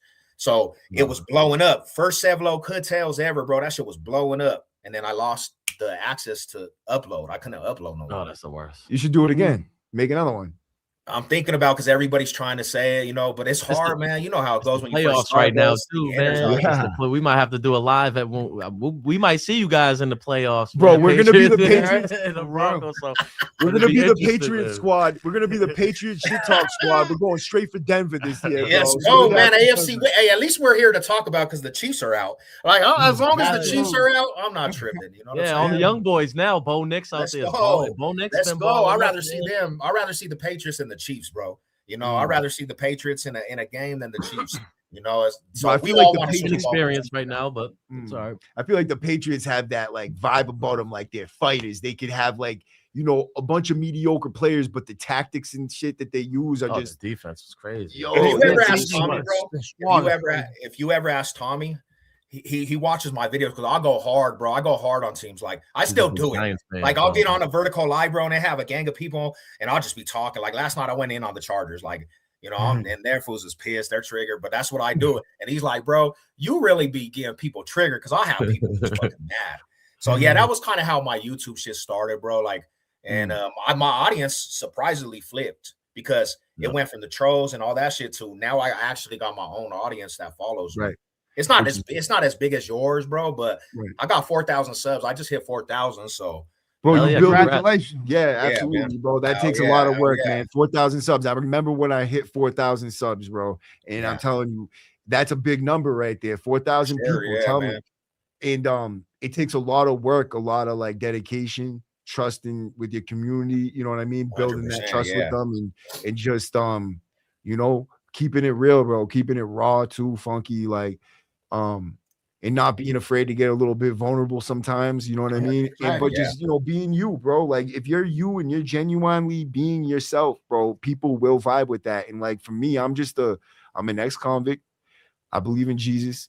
I've been through a lot of fucked up things in my life. I have a lot of things that haunt me and plague me right now, you know what I mean, in my mind. And I struggle through that, but I talk about it all here sometimes. And people fuck with it because they're going through the same type of shit, bro. Yeah. You know what I mean? You got to realize, like, not everybody's living lavishly out there. You know what I mean? Yeah, 100%. There's a lot of people struggling, bro. That's why they call it 1%. 99% of us are fucked up in the game. Real shit, bro. Real shit. But talking about how we can get past that and overcome it, like, this is how. But this is how right here, like guys like us, we got, like the Patriots said, we got talking and sharing our stories and letting people hear this stuff. Like, and like, we build that community. Don't be a prisoner to your past. That's my boy Billy right here. Yeah. That's his movement. Don't be a prisoner to your past. I rock with that shit tremendously, bro. That's dope. That's dope. Bro. Yeah, we'll definitely connect. You know what I mean? Absolutely. We'll share all the information. The bounce back. It's all about perseverance. Absolutely. And, my boy Bobby. Obviously, I cannot forget to mention my boy Bobby in the Bounce Back podcast. He's the one who got me up in this studio. He paid for my first membership. Okay. I've been doing it since, but like, he put me in a position right now, and I got nothing for love for Absolutely, man. I saw the passion that you had, and I saw somebody who That's really, dope, fool. wanted the work ethic, and I'm like, Yeah. all right, man. I just wish I had somebody that could saw my work ethic and was Hell able to yeah. give me a little Right. step up. Mm. That's all it is, man. I love to see it. I want to see everybody win anyway, man. Facts, Sure. bro. Facts. So Better what kind? together. We all win. One wins, we all win. Really. Rising tide You know lifts what I mean? all boats, and that's how I look at the whole XCOM Facts. community. Besides, there's a lot of people with channels out there, and they're like no good, they're rats and all that stuff, and like they can have their platforms. Yeah. We're trying to do this for the solid ones, even if we got to stick together. It might take us a little longer, but Right. what it And is. a lot of those channels, man, they're just like exposed channels. They're fucking shit talk channels. Like they don't have no substance to them whatsoever, dude. Like there's no Sammy substance. the Bull has a channel, the biggest Right. rat ever, probably. Yeah, Sammy the Bull Gravano, Yeah. and millions of people watch him. He Like, gets that's mad views. crazy. Like That's why? crazy, dude? brother. That's crazy. I won't even click on that shit. I don't know. Me Look at me neither, over bro. here busting my ass getting fucking diddly squat. Like, you know what I mean? Like, Yeah. fuck that shit, bro. I'll smack that little motherfucker. Nah. Crazy Uh-oh. though. But I wanted to get him to get into like how the Nick Shirley thing kind of came yeah. about. Yeah. And all that. Let's do that, bro. Yes, let's do this, right? Because So- I wasn't aware of him. I'm sorry, aware of him to the whole Somalian thing, but I guess he's obviously been doing his thing for a while. You don't just get big off of like one video, but So check this out, right? This right here is the Nick Shirley Venezuelan video. So This when is did my this boy come out? Sev right here. there he is. When did this come out? So Like this a year ago, 2 years ago, I think. Okay, I want to say he looks a little younger too. Nick. Yeah. I was a little younger. Yeah, we all were, right? Bullet hole. let me see how this is looking over here. Okay, so we got everybody up here right now. It's kind of squished a little bit. Let me see if I can do it like this. Okay, we'll do it like this. And then let me play this little clip right here for everybody. Let me see what that says though. Hold on. Probably accept cookies or something. No, it's I just wanted to make sure it didn't say the volume wasn't working. So we're gonna play this little clip. This is Sev in Denver, Colorado, in Aurora, Colorado. Sorry, Aurora. Is that in Denver? Yeah, so it's the borderline. So it's like right on the other side of Yosemite. So one street separates Denver and Aurora. Like They're Cambridge different and Boston. different counties and cities. Yeah. And so what we're looking at right here is a bullet hole through a window. Can you do you know anything about like what was going on before we even play this clip? I just know this, bro, that they made a whole thing even in Denver. Like the Venezuelans are just taking over everything, and what the people in Denver are like, bro, like we don't really see this. Like, why are they saying this? So basically, bro, that's kind of what that was about. They broadcasted in our streets, be careful. And we're like, bro, like, hold up, you're taking over the hoods. And by the way, this ain't even nobody's hood, really. This really ain't even nobody's hood. It's not really a hood. This was like an abandoned type apartment complex, right? Like, yeah, because that area is the slums, bro. Like there is slums around there because it's like it's all the fools that just pay under the table for rent, like low income. It's like, it's the slums. You're gonna have like prostitutes around there and drug smokers and stuff. So yeah, it's one of them areas. So we'll play this clip real quick and then we'll get into the rest of it. Right through there. Okay. So do you believe that gang activity is actually happening here? Like bullets, we've seen videos of maggots that do have guns. Can I say this? This neighborhood technically always has shootings. Like, this is my thing is, there was a shooting 2 nights ago. They blamed it straight on the Venezuelans. This neighborhood has always had shootings. But what I'll say about it is, yes, when you have people, if they have bad motives and they want to secure this as a foundation, if they do, they will cause hecticness. But what I'm saying is this neighborhood has always had these issues and they're blaming it on the Venezuelan. Now the Venezuelans, they came here and they found free rent, free housing, because the owners of these places are not, they really were slumlords. So people were already living here, drug addicts, prostitutes, but this was an easy place for them to come and say, hey, we're going to move in and not pay rent.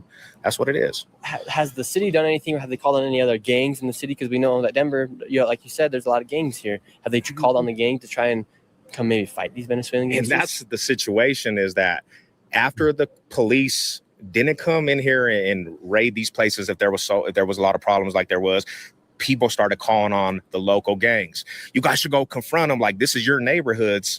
When you think about it, it's like, bro, they wanted people to come over here and start basically a war. Let's turn this up and have conflicts where they can actually have something to say, hey, it's going crazy over there. Why don't the police come in here instead of the other gangs? I couldn't even tell you that. That's why when I see all this stuff, why didn't the gangs, when they had the footage of the dudes with the guns, right? If it was gangbangers, they would have came in here and raided the whole situation, and this place would have been flipped, because Colorado, Denver, they put gangbangers on the terrorist list. But they seen this on the footage and they didn't even come in here. So I don't, it's kind of like. There hasn't been one single arrest since that video took place. No. And these fools had their faces was uncovered. But if it was some gangbangers, they definitely going to come in here. They going to indict the whole neighborhoods around here, you know? Mm-hmm. So do you think it could have been an inside job by the people that run the government here in Denver? Yeah, and that's what I'm saying. That's what I'm getting to. It's deeper than just Venezuela's invading. It's like these dudes set this up. That's how I feel. Where are all the people from that live inside this apartment complex? Aquí, la gente que vive aquí, hay personas venezolanas. 1 second, bro. All right, my bad. I kind of fucked it up. I don't know what happened there. You're not in the camera. There we go. There we go. Yeah. So, explain a little bit about that situation, because I remember you said that Nick Shirley was kind of, lying, kind of like forcing you to kind of, or pushing you to frame it in a certain type of way, and like he was framing it in a certain type of way. Very leading questions. Right. Yeah, so I got the call. Like I thought this was actually going to be an interview like this, right? Because people were like, "Bro, link up with this fool Nick Shirley. Look at who he is and what he does." So he texts me and he's like, "Bro, I want to get some, a good collab with you, and I want to do an aspect of the interview." So I didn't even know who he was, really, to be truthful. This is like the first time I ever heard of him. So that day he comes out here because he's coming from Utah. He's like, "Yeah, we're gonna have a good segment." Soon as I get out and I start talking, he puts me on camera. He goes into straight the politic aspect, and I'm like, "Hold up, bro, this is not what it was." So I'm like kind of frustrated. So I'm going against everything he's saying. I'm kind of like, "Nah, that's not it. No, there's not really a gang over here. I don't, he's like, but we hear there's a gang," and I'm like, I'm from all this, bro. Like, I know that there's not a gang. We don't even see it. Like, people in Denver ain't even seen this shit. They're making this up because ain't nobody. This is not even a gang area, anyways. And these dudes, like people that live around here, we're going to ask the neighbors, and they didn't even know that there was Vennies in this neighborhood. They're like, yeah, is there some Vennies? So he switched up like 20 minutes. Like, he didn't even put that on camera. Right. And his mom, he has his mom, and she's like, she's trying to switch the narrative too. Like, yeah, now we heard that, the Trump aspect and this, and they go into that. And I'm like, I'm not even here for that, bro. But so Nick Shirley brought his mom with him? Yeah, because she does a TikTok. She got a big old TikTok. She does like what he does.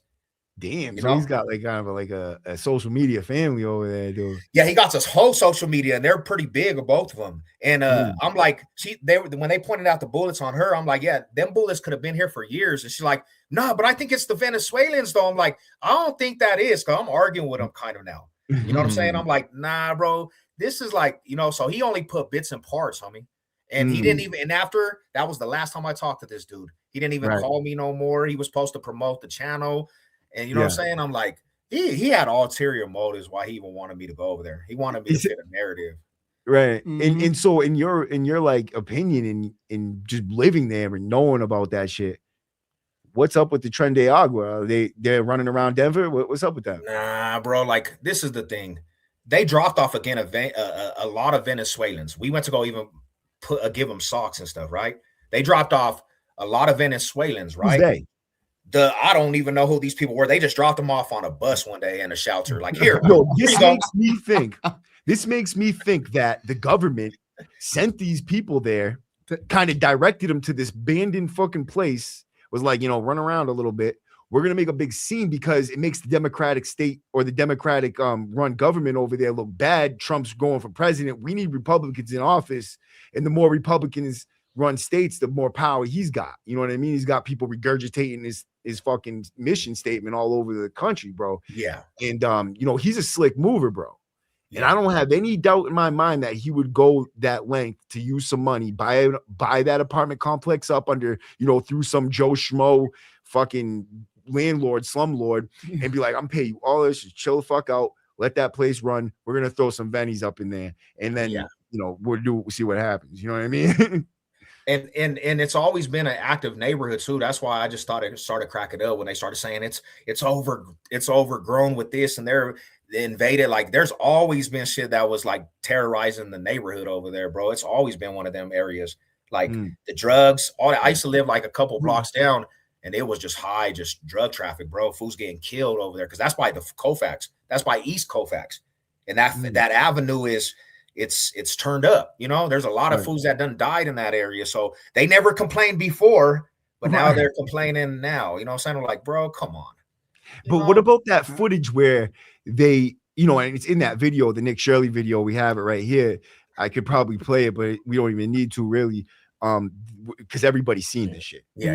At the door When they're at the door with the guns, I feel like that's the most, you know, inflammatory footage they had. I don't think they did that many times, probably once or twice, you know what I mean?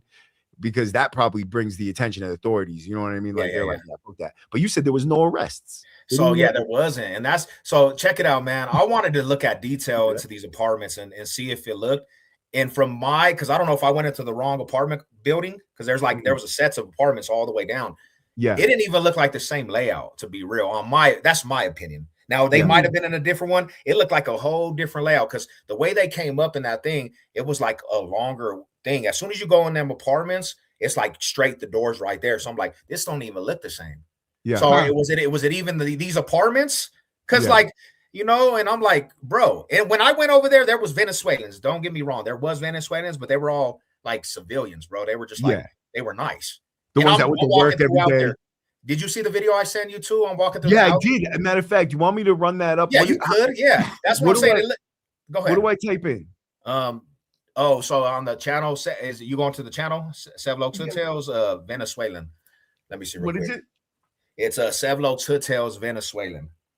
I'm gonna share the live right now too, bro. Let me see real quick. I could send it over to you. You want me to send it over to you real quick? No, because I'm at the studio, but I can get it right here. Let me get the direct. My bad, bro. Let me get right here. I got it. Okay. But let me share it real quick. Hold up. The Venezuela block. Let's see what's going on. Let's see if the Vennies is out. And is that the apartment complex right there? Yeah, that's the exact apartments, bro. That's exact apartments.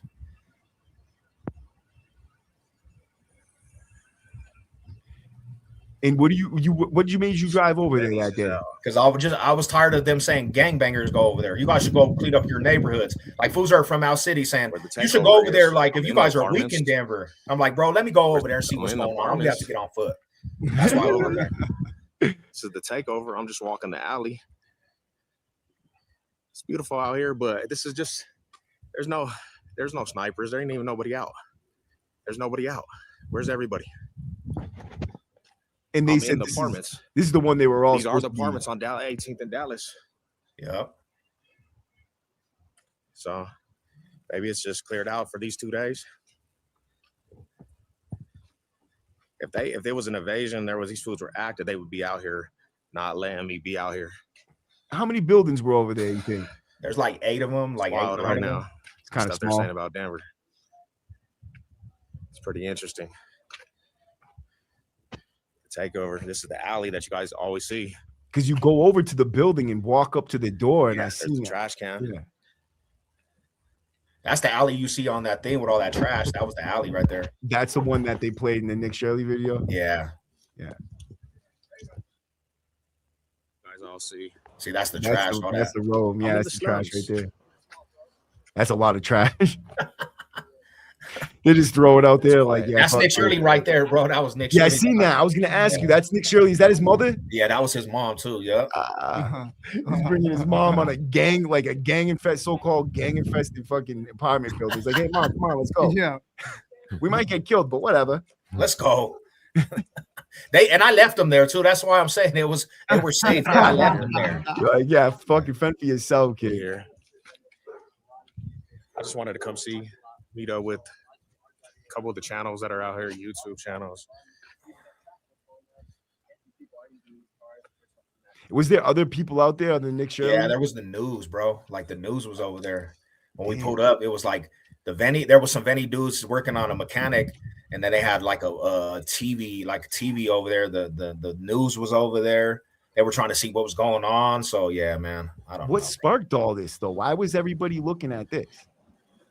This is what's going Just that down. footage? Because it was like it turned into a big ass like monument out here in Colorado, bro. Everybody from states wanted to come see this. Like people would just drive by, and they would drive by in cars and just give pictures and shit. Like it was a monument. Them apartments turned that popular, bro. Yeah. What the fuck? Movie playing over here. Whoops. Movie We're time. good. So damn, huh? So Nick Shirley, how did you end up linking up with him in the first place? Did he call you? So somebody gave him my YouTube and said, "Hey, this is the voice of Denver." That's what they said. So he called me out like he sent me a text like, "Hey, I'm coming out here. Check out my channel." I said, "Damn, fool, this fool's pretty big." And then he was like, "I want to get an interview with you." And I thought it was one of these like upbringing stories, you know. Yeah. And he didn't tell me what it was, bro. So that's kind of how I went over there immediately when he was over there. He's like, I need some protection too. You know the area. So I said, all right, I'll go over there, bro. You know what I'm saying? Make sure you guys are good. So I that's how I kind of met him, bro. Like I didn't know him at all. I didn't even know his YouTube channel at first. You know? And yeah, dude, that's kind of crazy. It's like a politically motivated video. He does a lot of videos about prisons and stuff like that. Like he goes to them Southern American prisons. Yeah, he went to this one where damn Secot, the Secot prison, like CECOT. It's like it's the maximum security prison in Venezuela or down there. I think it's Venezuela, right? Yeah, it's Venny. Yeah, the Venny, Venezuela. Dude, they're like literally they make them walk. Like if they're moving them, it's in underwear and their hands are cuffed behind their back. They have to bend over and look like basically at the ground while they're walking. Like you don't get out of that place either. You don't get out of that place. You're there forever. Like they don't allow their visitors or nothing. It's a hardcore looking place, bro. And then in the same aspect, they have a whole other prison they built that's like they have everybody there working all day long. Like they don't stop working. They put them to work, but they also teach them college courses. They teach them all this crazy shit, and it's for the people that are not affiliated with gangs. But if they find out that you're affiliated, they'll snatch you up and throw you in Secot. It's like, and it's not even like find out though. It's like if any like inclination, someone could just say it. Right, you know, like there's no. I don't think they're proving anything like that. It's just Joe Schmo says, yeah, he's in a gang. Yeah. But it's kind of, I just thought it was kind of crazy that in a third world country, they got a prison that has all these like really rehabilitative things. These guys are getting out with college degrees. Right. You know, they're trained in some sort of like trade because they do everything. They train them for medical stuff, like CPR stuff, like how to be a medic. They're training these dudes how to be medics. They're training them how to, lay cement, like bricklayers. They got everything in there. I seen all these different things, and it's like they could do that in this third world country. Why the fuck can't they do something like that here in America? Like they have way more resources out here, bro. Because it's a business. That's what it that's is. wild. Privatization of prisons, I think, is just completely immoral. You shouldn't be running prison for profit. It's like when you got judges and DAs that own these prisons. Like Plymouth House of Correction is owned by judges and DAs. What? You know what I mean? That's crazy. Yo, not for nothing, but Michael Jordan owns a fucking private prison in North Carolina. So I saw something where it was someone with a similar name, and that was debunked. Though it was not the actual Michael Jordan, basketball player. They pulled up a picture like of some white guy with the same name. Oh, no kidding. I think I don't think so, brother. I think it's Michael B. Jordan owns that's the actor. Owns and he tries to the actor or the no, man. Oh, sorry, not Michael B. Jordan. Sorry, Michael Jordan. Just he said I was about to have to throw the Jordans away, fool. No, I'm not even lying. I don't buy Jordans anymore because of this. I'm telling you, I'm Googling. Look it up, bro. You might want to look it up. I definitely heard both stories, so I don't know which way. I'm Googling it right the fuck now because I'm telling you, man. That guy was like my hero growing up. Yeah, definitely me too. All the mics back in the day. Prison in North Carolina. Is this true? Kobe was mine. Kobe was my favorite. Oh yeah. Okay, so maybe not, bro. It says no. The rumor that basketball legend Michael Jordan owns a private prison in North Carolina is false. Damn, I've been fucking shitting on his name, bro.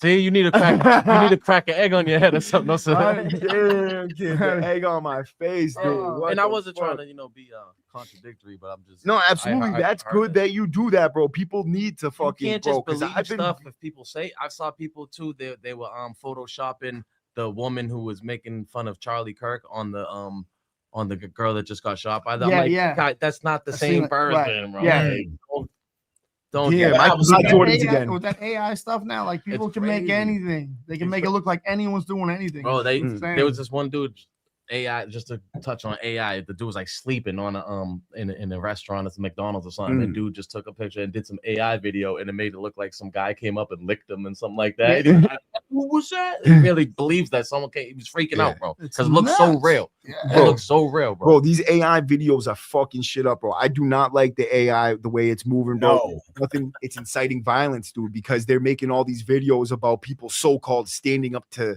the fucking ICE. Go ahead and do Right. that and see what the fuck They need to happens. make a law where you got to watermark it or say like this is AI. I think they're trying to do something Yeah. like that because So Gotta be let's some type of regulation. it's so, and a lot of people are so stupid too that they're gonna believe it. They're gonna believe it, bro. AI They will. These stupid people can vote and all that stuff Yeah. too. So it's just like Well, the you gotta- majority of people out there believe what they see. Like Right. That's Exactly. what's being seen in front of that. Fox This News. is what it is. Yeah. Like, that's their 100%. brain is the, Fox the News. Republican said it or the Democrat said it. It's got to be true. Mm. No, look into things. See what well, your that's own the thing. eyes. Two people could see the same thing, but it's like different perspectives. Like everything that you lived in your life leading up to that moment is gonna make you see it differently than maybe I see. You know what I mean? When it's like what's really the truth? It's really just perspective. And Let me inflame everybody real quick.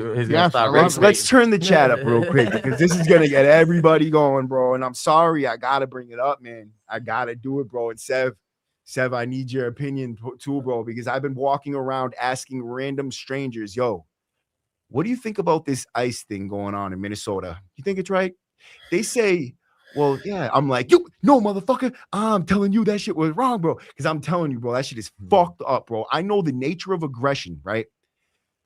This dude put himself in a position to take that woman's life on purpose. That is a freaking fact. He and not for nothing, he was out of danger's way when he fired them those shots. She was dude, driving away. She was trying to drive go away, right? Yeah. And I get it, right? Okay, follow orders, blah, blah, blah. But it's still and she's there. She's being stupid. She's putting herself in the middle of a fucking whatever, right? She felt something passionately enough, and obviously for good reason, because look what happened to her, right? That's the type of shit that's been going on. And even if you listen to my interview with Dave Reaney, he even says it like, you know, people have been blind to the way they treat prisoners for a long time. But now look at the way ICE is treating Americans. That's the way we've been treated in prison for the longest time. Now it's just out here in public and they have guns. You know what I mean? Well, it's political now. That's the only reason they care. They didn't care when you were getting beat up or whoever was getting beat up in the Shirley Mass. Right. Now it's like citizens, that, dude. But that's what happens when you give somebody power and free reign. Right. To do whatever they want to do. Right. Go ahead. This has to happen. We need this cleaned up. I don't care how you do it, just do it. Right. You know what I mean? Like, absolutely. Just like Danielle was on here talking about a CO or something that got pulled over, and they tried to use the excuse, "Well, I'm a correctional officer." Well, what would make him think that would get him off? Because I'm sure it's happened plenty of times. Like, why would you even say that if you did not think that was going to get you somewhere? Word. No, it would what get would you make somewhere. you think that was probably a history of right. I've seen it happen time and time again. I personally try to avoid altercations with any officers. I don't even do anything wrong no more. I don't break the law. I won't steal a pack of gum. Like, I don't do anything. Yes, sir. No, sir. For real, bro. Because like they are not playing. They do not care. They don't care. Want to put me in prison and watch me rot and suffer in a fucking solitary confinement cell after I whoop one of them out for fucking with my shit or something, dude. Right? Like that is their there fucking needs to be bread and butter. outside arbitrator or somebody outside to police the police. You can't police your own. You can't have the police the police. It's like a conflict of interest. But what do you think about this, Sev? What do you think about this dude, bro, shooting this girl, bro? So not to get into like my political views, because I really ain't really ever looked into it. I know there's these cops out here, bro, that like the abuse their authority and stuff, and they just ready to do anything. Emotional people, bro. There's some most emotional people. Now I know people too, and this is kind of a debate that kind of destroyed my channel at one time because you know what I'm saying? Like I just said, I know people that did it the right way to get over here. They had to go through the process, and I don't believe we need everybody in the country. So that was kind of thing. And then my shit turned to war. So I really don't like to answer them questions, but I think there's people like that. I think for the most part, you shouldn't shot like you shot straight just to kill the person. Right. That's terrible. You know what I'm saying? Right. Well, Headshot too, right? Not even like he had the gun leveled while he got hit, like bumped with the car. His gun arm stayed perfectly level. If you see the video, his leg got bumped, but he kept his arm perfectly level, just enough time to make sure he had the good shot. Boom, took it. And then he hit, boom, boom, 2 more times after she was past him to make sure that she got hit. You know what I mean? And died. Like he made sure he killed her, bro. And you know what sucks is like I don't get into politics either, dude. I don't want to turn my channel into some political warfare, bro. But I do feel in my gut that was fucking wrong. He put himself in a position to kill her out of anger. It was not out of fear for his life. Let's get it. Let's clear that up real quick. Like this dude, what is such a bitch? He was so scared that he got bumped with the car. I'm gonna die. And kills her. Like no. I mean, but having a law written like that, though, with being in fear for your life, that's a judgment call. So who's to say that he was or what? Like they should be stricter as far as like what exactly should happen, like in football. Like there's clear rules of 2 feet in. You know what I mean? It's not like up to the you know what I mean, the judgment of the actual person, because then what they're gonna just all they gotta say is I was in fear for my life, and that's enough. I don't. And not that it makes it right or wrong, but the fact that the car did hit him, right? They get over by using that as that's a weapon. That car's a weapon. I was in fear of my life. She tried to run me over. The car actually touched him. You know what I mean? Like I'm saying, not to say it's right or wrong, because I think it's wrong for what he did. Me personally, you know what I mean? I don't think that she deserved to be shot like that. You know what I mean? But that's how they get over though with that that deadly weapon stuff. Definitely. Yeah, bro. I just think like, dude, he wasn't too worried about getting hit because he stayed there for a little bit just to get the shot. If he was so worried about getting hit, he would have got the fuck out of the way. Yeah, he wasn't nervous. Yeah. So you know what's crazy, bro? Go ahead, brother. Go ahead. Well, I think some people might look at it as like a feather in the cap. Like, if you're a gangbanger and you got a body, right? Bro, that's kind of on the resume now. You're a cop and you have something like that. I don't know how like what goes on in the cop circles, but it might be a thing too, like just to be someone with a body. I don't know. Right. Yeah, that's definitely that's true, putting that feather in the cap. You think about it like that, that could be true. Like that's real. That's really we're all humans. I mean, I'm sure it happens on both sides. It's just humans that are in gangs and humans that are cops. And bro, and they're a gang. Very similar. They're a gang like that. There's cops that are legit gangbangers. Like, you know what I mean? They be tripping too. They will set trip on your ass, bro. Because like, so we used to have a unit out here called the gang unit, and them dudes they called Batman and Robin in our hood, and they'll hop out. And Peterson, he will fight you. Like that fool will hop out, like, hold up, come to the alley. So he'll chunk him with you, bro, right? But there's other fools that were in that thing. They'll drop you off in the enemy's hood, so they'll drop you off in Park Hill, bro. That's how these dudes were doing it. Like they were so crooked out here in Colorado in the 90s, bro. That shit was, you seen them gang bang, homie. They was gang banging. Damn, they always been crooked. So, and not for nothing, but I feel like these dudes in South Bay are acting like gang members, dude. That jail I just did that video on, those dudes are acting like straight up gang members. Like they got a fucking, and Billy, you've been there before. Why don't you explain what happened? Does Sev know what happened? Sev, you know, or kind of break, or even for the audience, right? Just tell the people what happened, bro, with that shit, South Bay. Yeah, so Shakobi Kenny, he was 32 years old. He was involved in an altercation with the COs. I played the video in the video that I just dropped. It's in the middle. It's probably like 30 minutes into it. You'll see that video. It's in a reel I just put out. Part of that video is in a reel I just put out. I took some of it out to put in the reel to shorten it up. But they jumped on him. I guess allegedly he smacked the cop. I don't see that anywhere. That must have happened off camera, or at least the camera. Convenient. Conveniently off camera, because I didn't see it in the view that they provided, which was a whistleblower who provided this video to the Boston Globe of all places. I was trying to get this video. I have the paperwork denying me and my appeals. I put the appeals in to get the evidence from that case so I could, make a video about it and put it out for everybody to see. they denied me it straight up and said, you know, we can't provide you anything because there's still an investigation going on, which is total trash. They're supposed to provide anything publicly available and not, you know, exclusive to the investigation. They're supposed to provide other things, right? At least some things, and they don't. They're not providing nothing. And that's to everybody across the board. Also, a whistleblower contacted me with information that I can't even really share, which sucks so bad, because I'm going to give you an overview of what they said. And let me just think about how to put this, because it's seriously sensitive. It's prosecutable.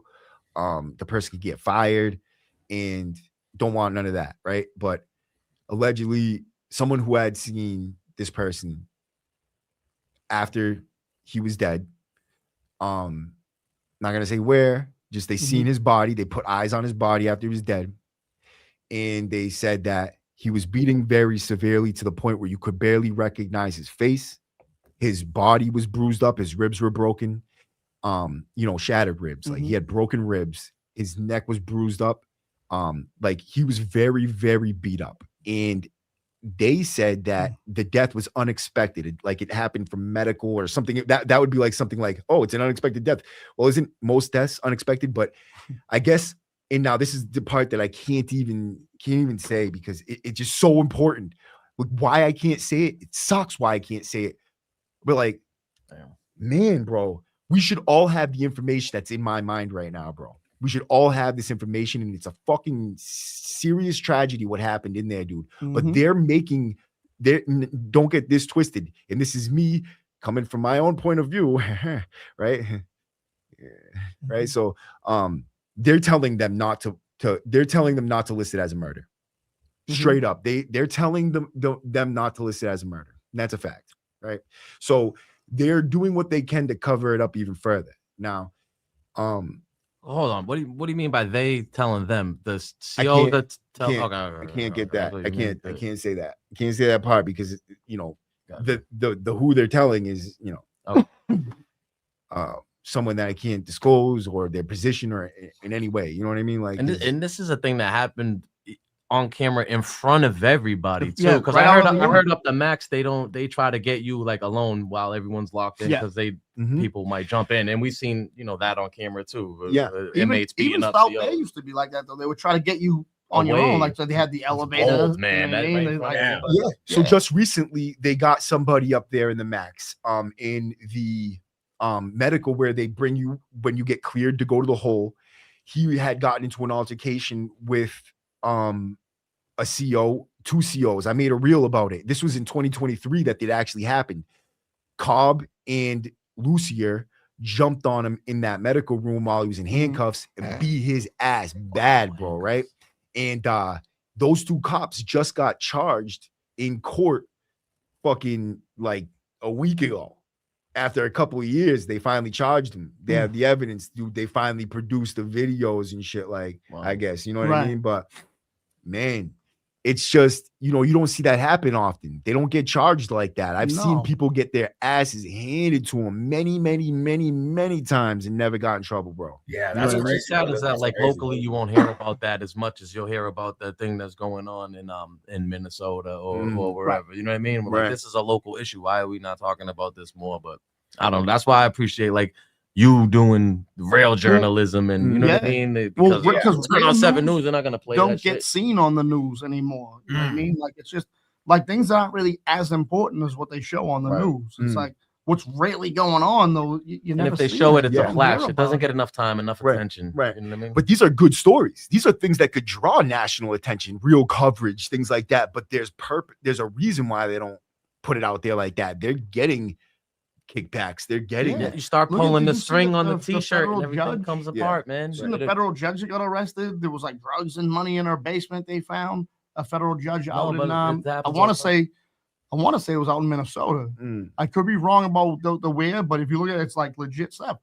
And some senator got caught with like 2 kilos in his office. And it's the way I look at it too is like, I don't know. hear about none of this. And where are the arrests? And they're more lenient on those people, which I feel like they should be punished more so, because you should be held to a higher standard. A lot of these people take certain oaths to protect the community 100%. or whatever they're doing, as opposed to just Joe Schmo like me. My mother's a drug addict. My father's a criminal. Why the hell is this guy who's in such a position of power not held to a higher standard when he's protecting people in the community? I'm just a nobody on Section 8. Like, I don't know, but that's how it's. I mean, the sheriff of South Bay, the sheriff of the same jail where Jacoby Kenny was just killed at, he got indicted for extortion. He was extorting the marijuana. He was extorting a little like a dude that. So every dispensary needs to have like a community sponsor, or they can't even get their license, right? So this guy made he made a connection with the South Bay House of Corrections to provide like, you know, rehabilitative services or whatever, like stuff like that. Like, I don't know how that worked, but he made a little link with them. That's how he got his license, right? That was Tompkins in. So Tompkins starts pressing him for like this 30 grand, like, or something, like, for, I forget exactly how it went. I don't want to spit facts but it's something along those lines. And you got to read the article, but yeah, he was pressing dudes for money that from the dispensary, you know what I mean? Yeah. And then when the investment got, you know, mushed, like he lost his investment, he made the dude give him his money back. Like, he's like, yeah, look, you're gonna give me that money back, or you're gonna lose your license. And they dirty. Yeah. That's wild. Yeah, bro. That's the sheriff of a fucking Suffolk County House of Corrections. Like, come on, dude. But that's privilege, though. That's where privilege comes in, right? Like, I hate when people say, like, you know, white privilege. It's no race thing. It's not black and white. It's rich privilege. It's rich and poor. Right. You know what I mean? And like, if people really understood that, more people really understood that, and like stood together instead of going at each other. You know what I mean? Like, it's really it's that simple. Because I've never been privileged in my life. I don't know about anyone else. I mean, you know what I mean? And I grew up with Spanish, black kids, white kids. Like, I've been around everyone. None of my friends of any color were privileged. You know what I mean? So, like, we were all poor. Like, I don't know where that privilege comes in, but that's what it is. It's the rich people. The rich get away with things. You know what I mean? Definitely. So let's go through this chat real quick, and salute to the chat. Yeah, salute to everybody, man. So appreciate you guys, bro. Appreciate it, bro. Let's see if we got some questions from our man Sev over here, and anybody else in the thing. We got a lot of comments in the chat, though. We had mad people in here before, kind of died down a little bit, but we're gonna pick it back up, bro, because fucking we got some lit ass dudes up in here, bro. Everybody here has got a serious story, dude. Like, you know, my man Sev from Denver. It says big respect. This is awesome. See Sev on a W podcast, bro. You already know. Salute. Appreciate you, man. Hey, I appreciate you too, bro. Like, you know, giving me a chance to come on your podcast too. I mean, it's actually a blessing. Appreciate you, bro. Absolutely, man. Introduce you to the Massachusetts crowd out here, bro, because we got a lot of people. We all follow each other on YouTube, Instagram. Tight-knit community, but I watch shit from West Coast, and you guys got West Coast politics out there, right? That's like, it's all West Coast. Yeah. That's gonna be the Denver Metro West Coast, all West Coast. And Denver and Boston are just kind of like two smaller big cities too. You know what I mean? We're not like New York or LA or Chicago. So I feel like this is cool for us to kind of he's got like some off of each other. Because like they got like out here, they got the neighborhood gangs, right? Yeah, the neighborhood, like the neighborhood Crips. Like they rep their street. Oh, yeah. It's big neighborhoods. That's all it is, because it's just divided into 4 east, west, north, and south, like in Denver Metro. And every area has a hood. Every area is gonna have a hood, you know. So yeah, it's kind of similar. Like, we got the same type of thing going on, Boston and Denver. Yeah, similar. Do we all got street gangs out here? Like, out here, it's a lot of different street gangs and shit, like neighborhoods. Yeah. That's what I was telling Seb earlier before we came on. I was telling him about that. Like, it's mostly street gangs and stuff. There are a lot of now, like you said, Crips and Bloods and stuff like that you see out here now. But it used to be nothing but street gangs. Yeah. this block got beef with this block, and this block collabs Yeah. with this block, and You tap back in a couple years later, now Columbia they're beefing Point, with each other. It's a all lot the to keep different up on. projects and stuff. You got OP, Columbia Point, like they all had, you know what I mean? See, it's interesting, bro, because like out here in Colorado, like we're more on the West Coast. I really, to be real, didn't even know too much about Massachusetts either. Like I didn't even know they had actually gang banging out there too.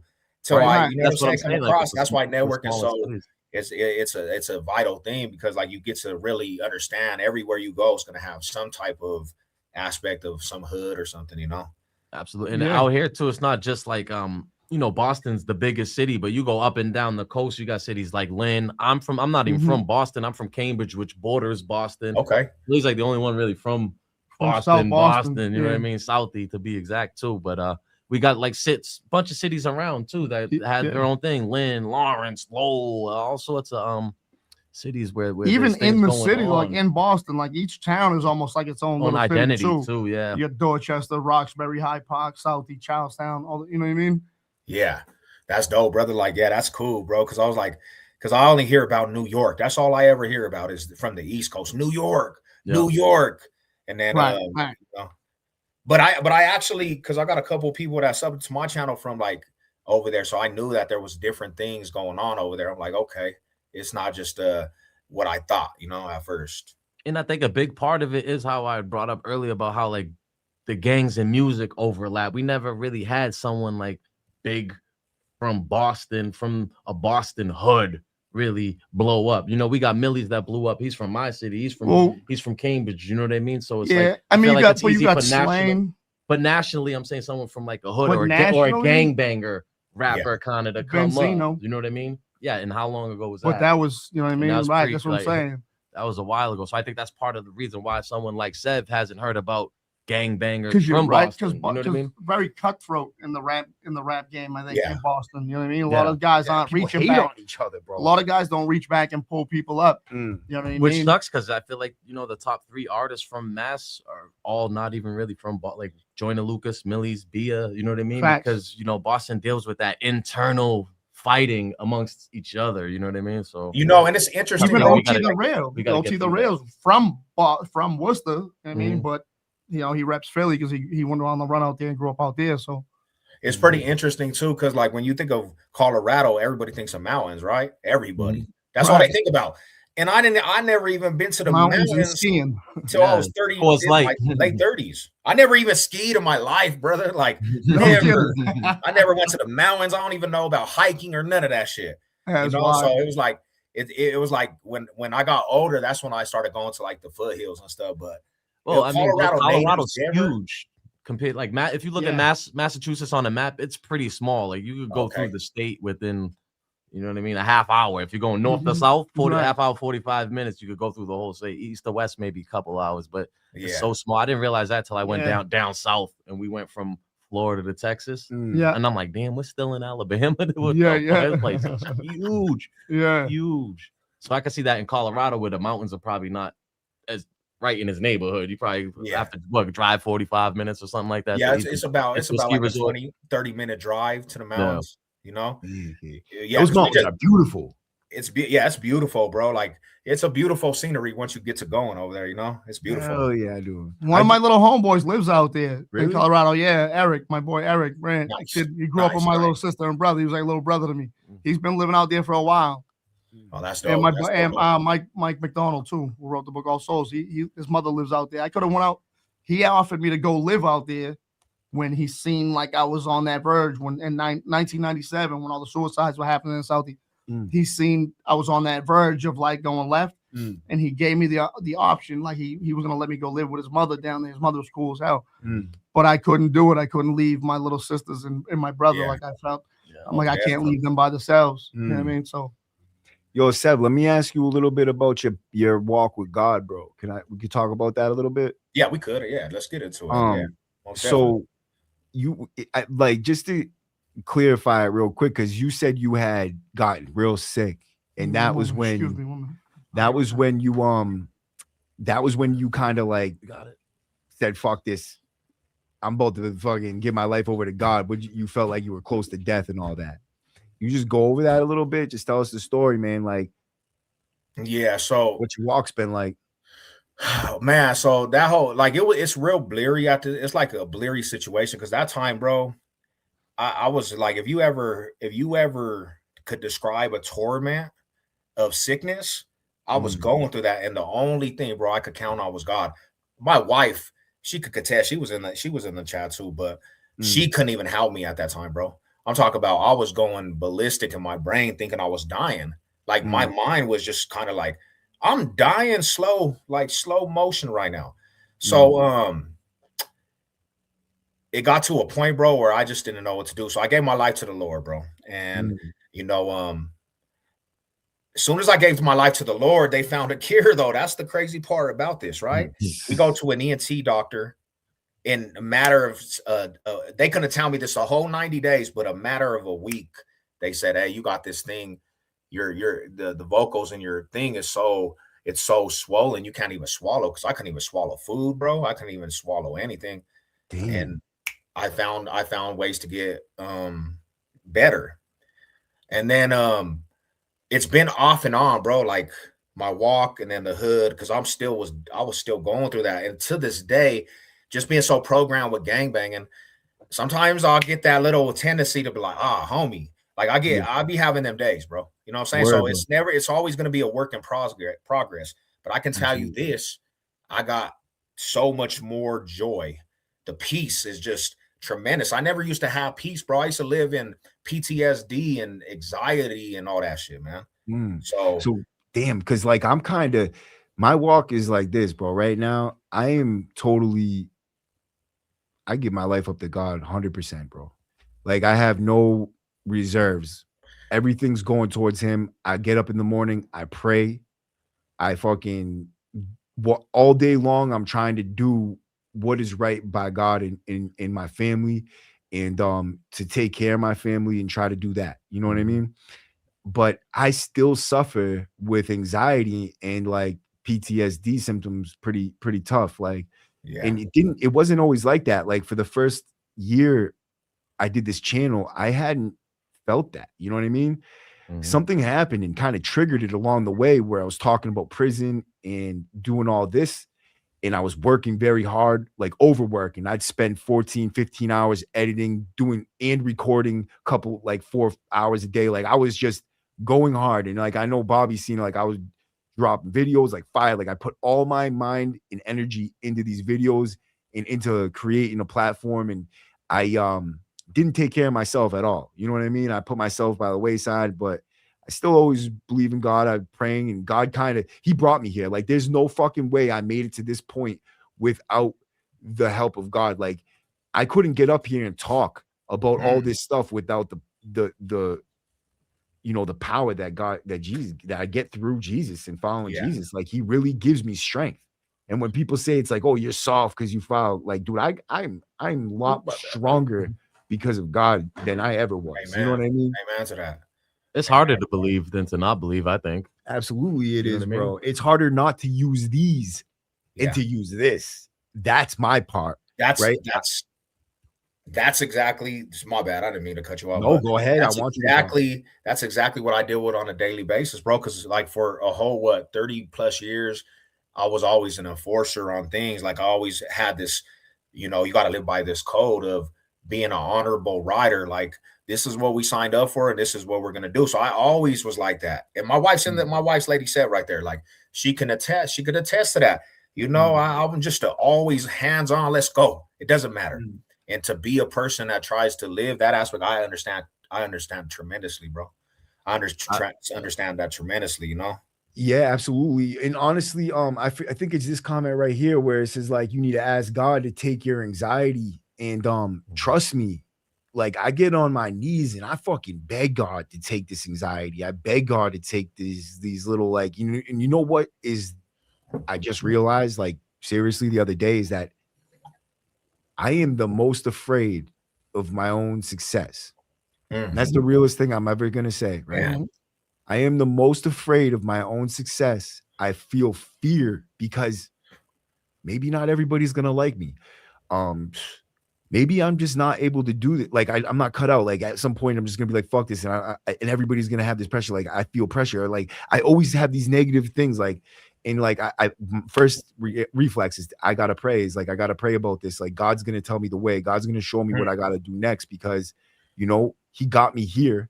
He got me this platform, and He put me in this spot. Right. He won't bring you to something. He won't bring you through. And I firmly believe that, bro. He's not going to get me here just to leave me here, bro. You know what I mean? He's going to help me. And that's a fact. Like there's got to be a way through this. And you know, God is my answer to everything now. Amen. You know what I mean? Amen to that. Just keep that faith, bro. Keep it in the back. Keep that in your mind at all times. And like, just understand that that's the truth right there. That is very much a true full statement, bro. He'll bring you through anything. He'll bring you through anything, you know? But then the other struggle is how do I love myself, bro? You know what I mean? Like, cause some days I don't really feel it. You know what I mean? Sometimes I hate myself. I'm like, dude, I'm 38 years old. Sometimes I can't even buy a soda at the store. I fucking have a baby coming in 3 weeks or 2 weeks or any day now, really, because we're at that point. You know what I mean? And I'm with my girl who I love very much, but I still get like, you know, I still like, I'll be looking at a butt, you know what I mean? Like she gets on my back, but I'll be thinking like, oh, that's a juicy ass, right? Like I think in my head, like, damn, that's not like the right thing to do. You know what I mean? But like, how do you not do that? Like, can I just try touch to on find that one the God thing in real quick? everything, bro? On the looking thing, can I just touch on the looking thing? One thing, like, and I'll tell you from what my wife will say this, like it's human nature. Like women check guys out, just like men check women out. Like it's just human nature. Right. But as long as you just take a look and keep it moving, there's no harm done. You know what I mean? Because there's gonna be a guy that walks by that, you know, she might be like, damn, he's good looking.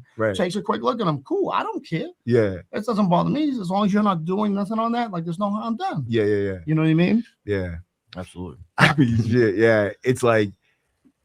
I don't know, man. I lived in a fucking environment with just men for 17 years, and that's the formative years of my life. And we're talking about I've been out now for going on 3 years. And before that, I had 7 months when I was 25 years old that was spent completely hectically. Yeah. You know, I might as well not even have left prison. I was a fucking savage. You know what I mean? There's a bunch of hurt people walking around after that year. You got to think too, doing all that time, right? Because for someone who's done a lot of time as well, it's like, it's inhumane, right? I think to have a guy or a woman, either way, doing so much time without any interaction with the other sex. You know what I mean? Like, it's just no, and then everything's so hypersexualized, right? In the magazines, you're getting all these, the rap magazines on this, that, and everything. All the girls are damn near naked, bro. And this is all you see on TV. It's all you see. So it's all you think about. You're going years and years and years without this suppressor. So when you come home, it's like, it's almost like they turn you into a deviant. It's like all you can think about. Dude. And especially when you're in the box, bro. Like you're constantly. Hey, I was in the box, bro. Just I'd be have the pictures all out in the bed, fucking lotion out. Hey, yo, you take a hidden deuce, bro, right? You take a hidden deuce, and that shit, you smack one off, bro. I'm telling you, it's like you're fucking a real girl. Like you wake up the next morning, you're like, baby, I just got fucking laid. That's funny, bro. Like you're the man. Like, man, last night. That's bro. That's hilarious, brother. I love to touch on like God with me. I feel like everything. I feel like God's always watching. So it's like I just try to do the next right thing. You know, God is always watching. I know. Bro. So you could whatever you put the stuff on the internet and portray to be a certain way, or even you know what I mean, to your friends in person. But like God sees everything, and He sees a lot of things too. And I just try to always do the next best thing. And my big thing is like, how I treat people, like an older lady, my grandmother's age. How would I want someone to treat my grandmother? That little boy. How would I want someone to treat my nephew? It move like that. It move quarterly if someone's my mom's age, auntie age, whatever, man. Bro. And just really because we're all God's creation. So I feel like for me to not treat somebody like there's a little bit of God in them, you know what I mean, would be disrespectful. Also, you said I'm sorry, just what you said about like, you know, you always try to just do that next right thing, right? It's funny because I say that a lot. Which is a judgment call sometimes, and to me it might seem right, but it might not of be, course. But I say that a lot to like dudes that I work with in recovery. I tell them it might sound corny, but literally you just do the right thing and like the next right thing happens. It becomes a domino effect. Domino effect. It's a and domino that's effect. It's like an investment, you know, and it's just that one thing at a time. Just do that one right thing right there. That next right thing's gonna happen, and then it just boom. Now you start building better habits. And you know, another thing is though, for me, it's my little stepdaughter, you know, Penelope, Yeah. who I love very much, and Penelope's probably listening. To Penelope. I got an autograph, by the way. She's gonna be a superstar. I'm telling you, bro. She's gonna be famous, man. She is so, you know, she's so pure at heart, like so sweet. You know what I mean? She's Like a great kid. And I have to be, because she looks up to me, like she loves me, like, and like I can't be in these fucked up PTSD fucking modes, bro, where I can go through several days and not say a word to anybody. Like, I don't want to talk. And if I do, it's like, fucking what? Like, you know what I mean? Like, what the fuck do you want? Like, and I'm serious. Like, I'll be very, very, very on edge. And it's like, I don't know where it comes from, but I can just snap right into that. Yeah, like, I think it's a spiritual sense, brother. Like, I know how the devil and that he'll play on them emotions, bro. You know what I'm saying? I got a question for Seth. I was gonna say it's a spirit. I feel like I'm being spiritually attacked. But that's when you gotta just like real, because I for myself, and my wife's in, she can contest. Like I be tripping, bro. Like sometimes because I just been so programmed to be like that. Like I trip off the smallest thing in traffic the other day, hopping out on fools. Like I've always done that. But you have to like know, you have to understand the devil is attacking. He's gonna attack at any aspect of your life. He's gonna attack immediately, and you got to kind of pinpoint and say, Lord, I need you at this point right now, because like this right now, I need you, bro. I'm weak. You got to just be, you know, vulnerable with the Lord and say, I need you. Like I need you right now, Father. Take this away. To be honest, you know, absolutely. And how you had said the post-traumatic stress, right? The post. I mean, like in the past, is the devil will use the past against you because he can't see the future. Word, you know bro. what I'm saying? So it's like yeah. when those past things start to come up, that's the devil at work. Fact, making you eat yourself alive. Like, yo, God wants you to look at the future. Because I got a quick question for Seb, if you don't mind. Hey, Seb, so what do you think about like therapy and stuff like that, right? So therapy is something I push a lot with some people. I think that everyone should have a therapist. Until I really got serious with therapy, like I used to think it was bullshit, right? Because I would fake it because I didn't want to go through. But once I really started opening up and talking about things, you know what I mean, over the course of like the last 2 years, because I've been home almost 5 years. My first 3 years was a bumpy road. You know what I mean? It was a lot of slips and falls in all different ways. But once I dealt with my traumas and then like started opening up and in therapy and stuff like that, like that's when things really started to get better, and I really started to love who I am and not worry about what other people think of who I am. Like I know what I do, I know what I bring to the table, and I know what I'm trying to do, you know? You know, for me personally, like I got out of prison. I had this identity, bro. I gotta be this strong ass person all the time because I'm straight out the penitentiary, and I just, you know what I'm saying? I don't want to be seen weak. And I thought therapy was bad. But me and my wife actually started going to marriage counseling. You know, we started getting counseling, married. You know, we're going 14 years and stuff, but it was the best thing for me, brother. Like, because as men too, we don't talk about anything. I mean, we literally keep everything inside, you know? Right. So my girl's listening right now, like, yeah, no, he don't talk about shit, bro. Like I don't like talking about my feelings, bro. And you know what's weird is like, I'll get up here, and I made a decision that if I get up here, dude, and I'm going to keep it totally fucking real, bro. I'm not going to get up here and try to portray myself as something I'm not, bro. I'm just going to let people know exactly how I feel. I know there's got to be people out there going through the same fucking shit, bro. You know what I mean? Like, there's tons of people, they're all out there going through it, man. And more people need to hear it. And I think the more guys like you, myself, Sev, Bobby, like keep stepping up and keep talking about this stuff and keep being vulnerable in front of people and showing men that like this, you can do this and still be someone who's respected and carry yourself with your head high. Like, because I have feelings and I cry if I'm sad, that don't mean I'm weak. And if you think that, you know what I mean, you can test that water. You know what I mean? Like, I know what I don't care if anyone else thinks I'm tough. I know what I bring to the table. You know what I mean? Word. And I don't being tough, like I tell everyone, like real tough guys work 9 to 5 jobs, things they don't even want to do. But they do that to take care of their family. Like those are the tough guys. You know what I mean? Yeah, most definitely, brother. Yeah, very true. You know, very true. Like I'm doing demolition right now that I do not want to do. I'm 47 years old, but I don't want to be doing demolition. Yeah. It's killing my body. But right now, it's what I have. You know what I mean? So I got to do what I got to do to make sure that. See, I look at it different when I do demo. I look at it like this is an exercise. Like, I look at it like it too. But as you get older, Bobby, I know. I got things that are happening for no reason. You know what I mean? It's the old water bottle sound when you move. Yeah, it's like, I'm like, man. No, I got you. You start to feel muscles you never knew were there. I'm just like, that's just me and my mind state though. I'm big on the language. Even like I was talking to Marissa out there, how I'm on like my layoff for the winter. She said, "Oh, sorry to hear that." I'm like, "No, I call it winter vacation. I don't call it a layoff. I call it winter vacation because that language is important for your subconscious and what you're telling it, and stuff like that, bro. Yeah, how you talk to yourself is how you're gonna feel, and what you're gonna do.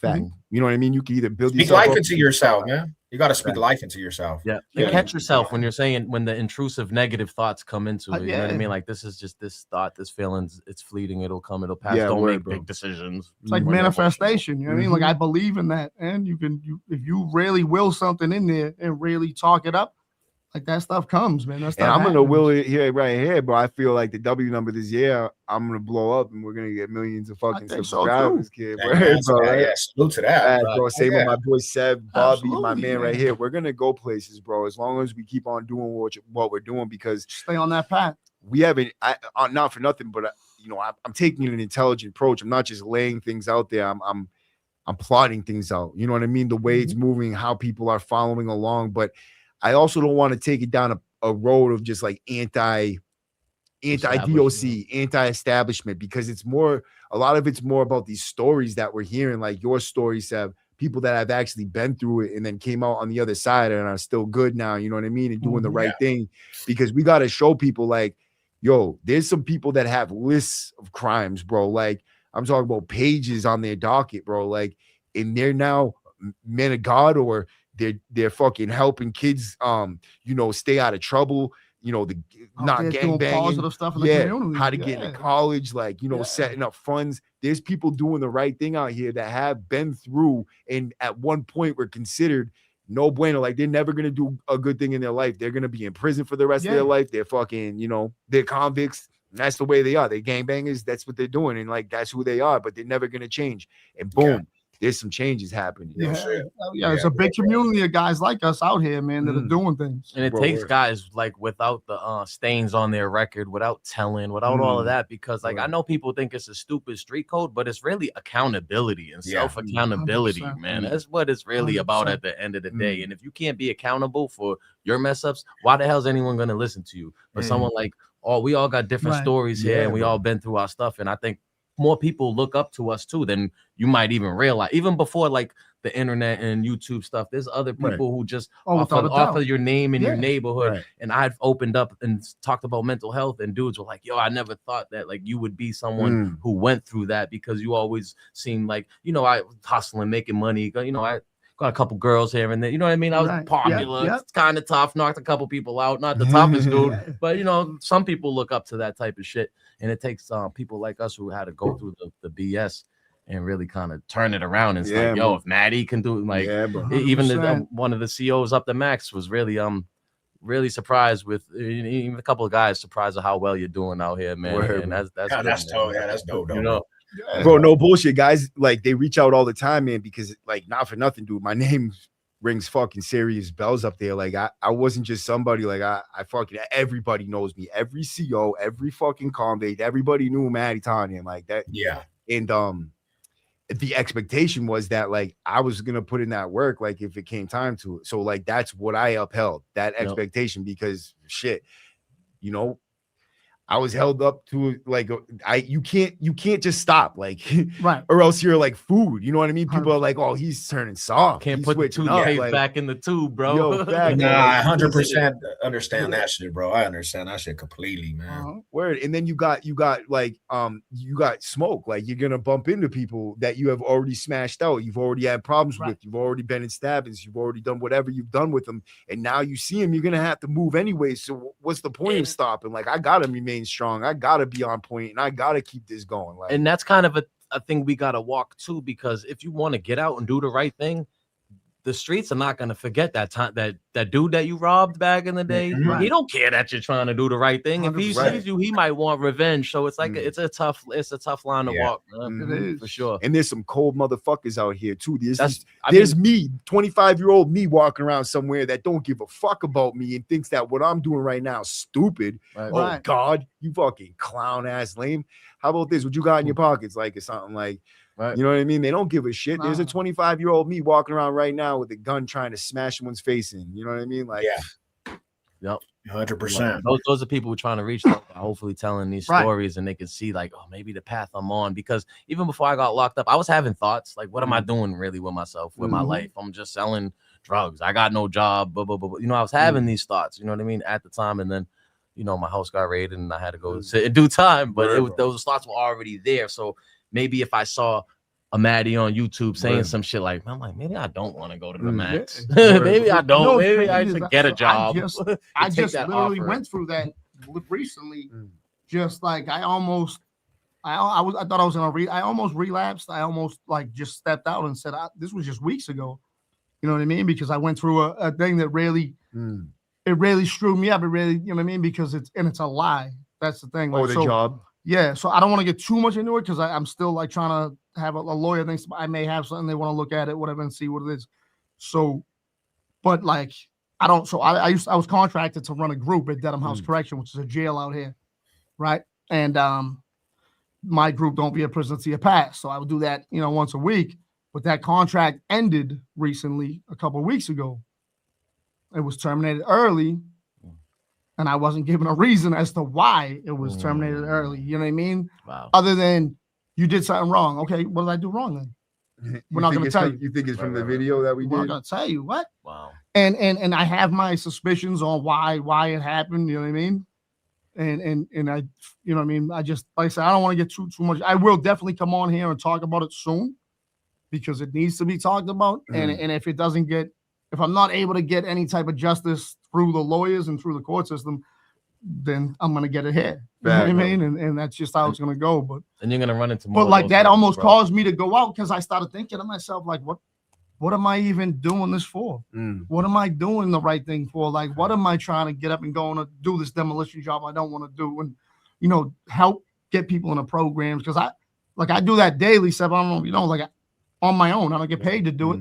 I have case managers that work for places that are asking me to get people in places. Yeah. You don't want to Same pay thing me with to me, do it though. though. Right. It's been, You know what I it's been mean? a It's flurry like- of them lately. Dude. Yeah, you've been getting calls left and right. Getting people in the detox, bro. Like, So it's like- and a lot of times dudes don't even, they're not even really ready. They just want me to like, oh, well, is it going to be a place I can plug my computer in? And like, it's like, dude, I can't promise you that, bro. Like, you know what I mean? You're just going to have to go Well, and see what this got. those are the ones that aren't really ready to go Right. anyway. When you're worried about all that, like Yeah.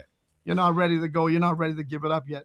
But real quick, Seb, because our time's almost up. At 8:00, we gotta the studio closes. But yo, if parting messages for the people, man, and I appreciate you so much for coming on here and talking about your story. Maybe we could do like a more controlled interview where me and you sit down and just you know run over your whole story, and we can fucking get one in like that. But I think we had a great time here tonight, man. Absolutely. I feel like, you know, Appreciate you, Seth. Yeah, man, this was a great conversation. I mean, this was church, really. Yeah, church, yeah, bro. yeah, but you know, to everybody out there, man, you know, keep striving, like, you know, put your best foot forward and just keep striving for good things and success. Like, that's what I kind of like push out there, success over everything. Because all that other shit, the hood and all that stuff, man, in the end, you could have all the respect, bro. But the reality is, like, the overrated respect is overrated because you'll have one of these soft ass foods that'll kill you. So I just, you know, just and then snitch on their co-defendant. Exactly. And it's like, man, what the hell? But shout out to everybody. God and bless. then go up man. top and get some love and shit. Yeah, no, real talk, brother. You know, so hey, shout out to everybody. The chat, man, it was great, bro. This was cool, bro. This was dope. Absolutely, appreciate you. It was great to meet you, man. Absolutely, it's always a fun time going live on the W number, bro. Where it is, we get mad people in the chat. Do you guys actually have YouTube channels too?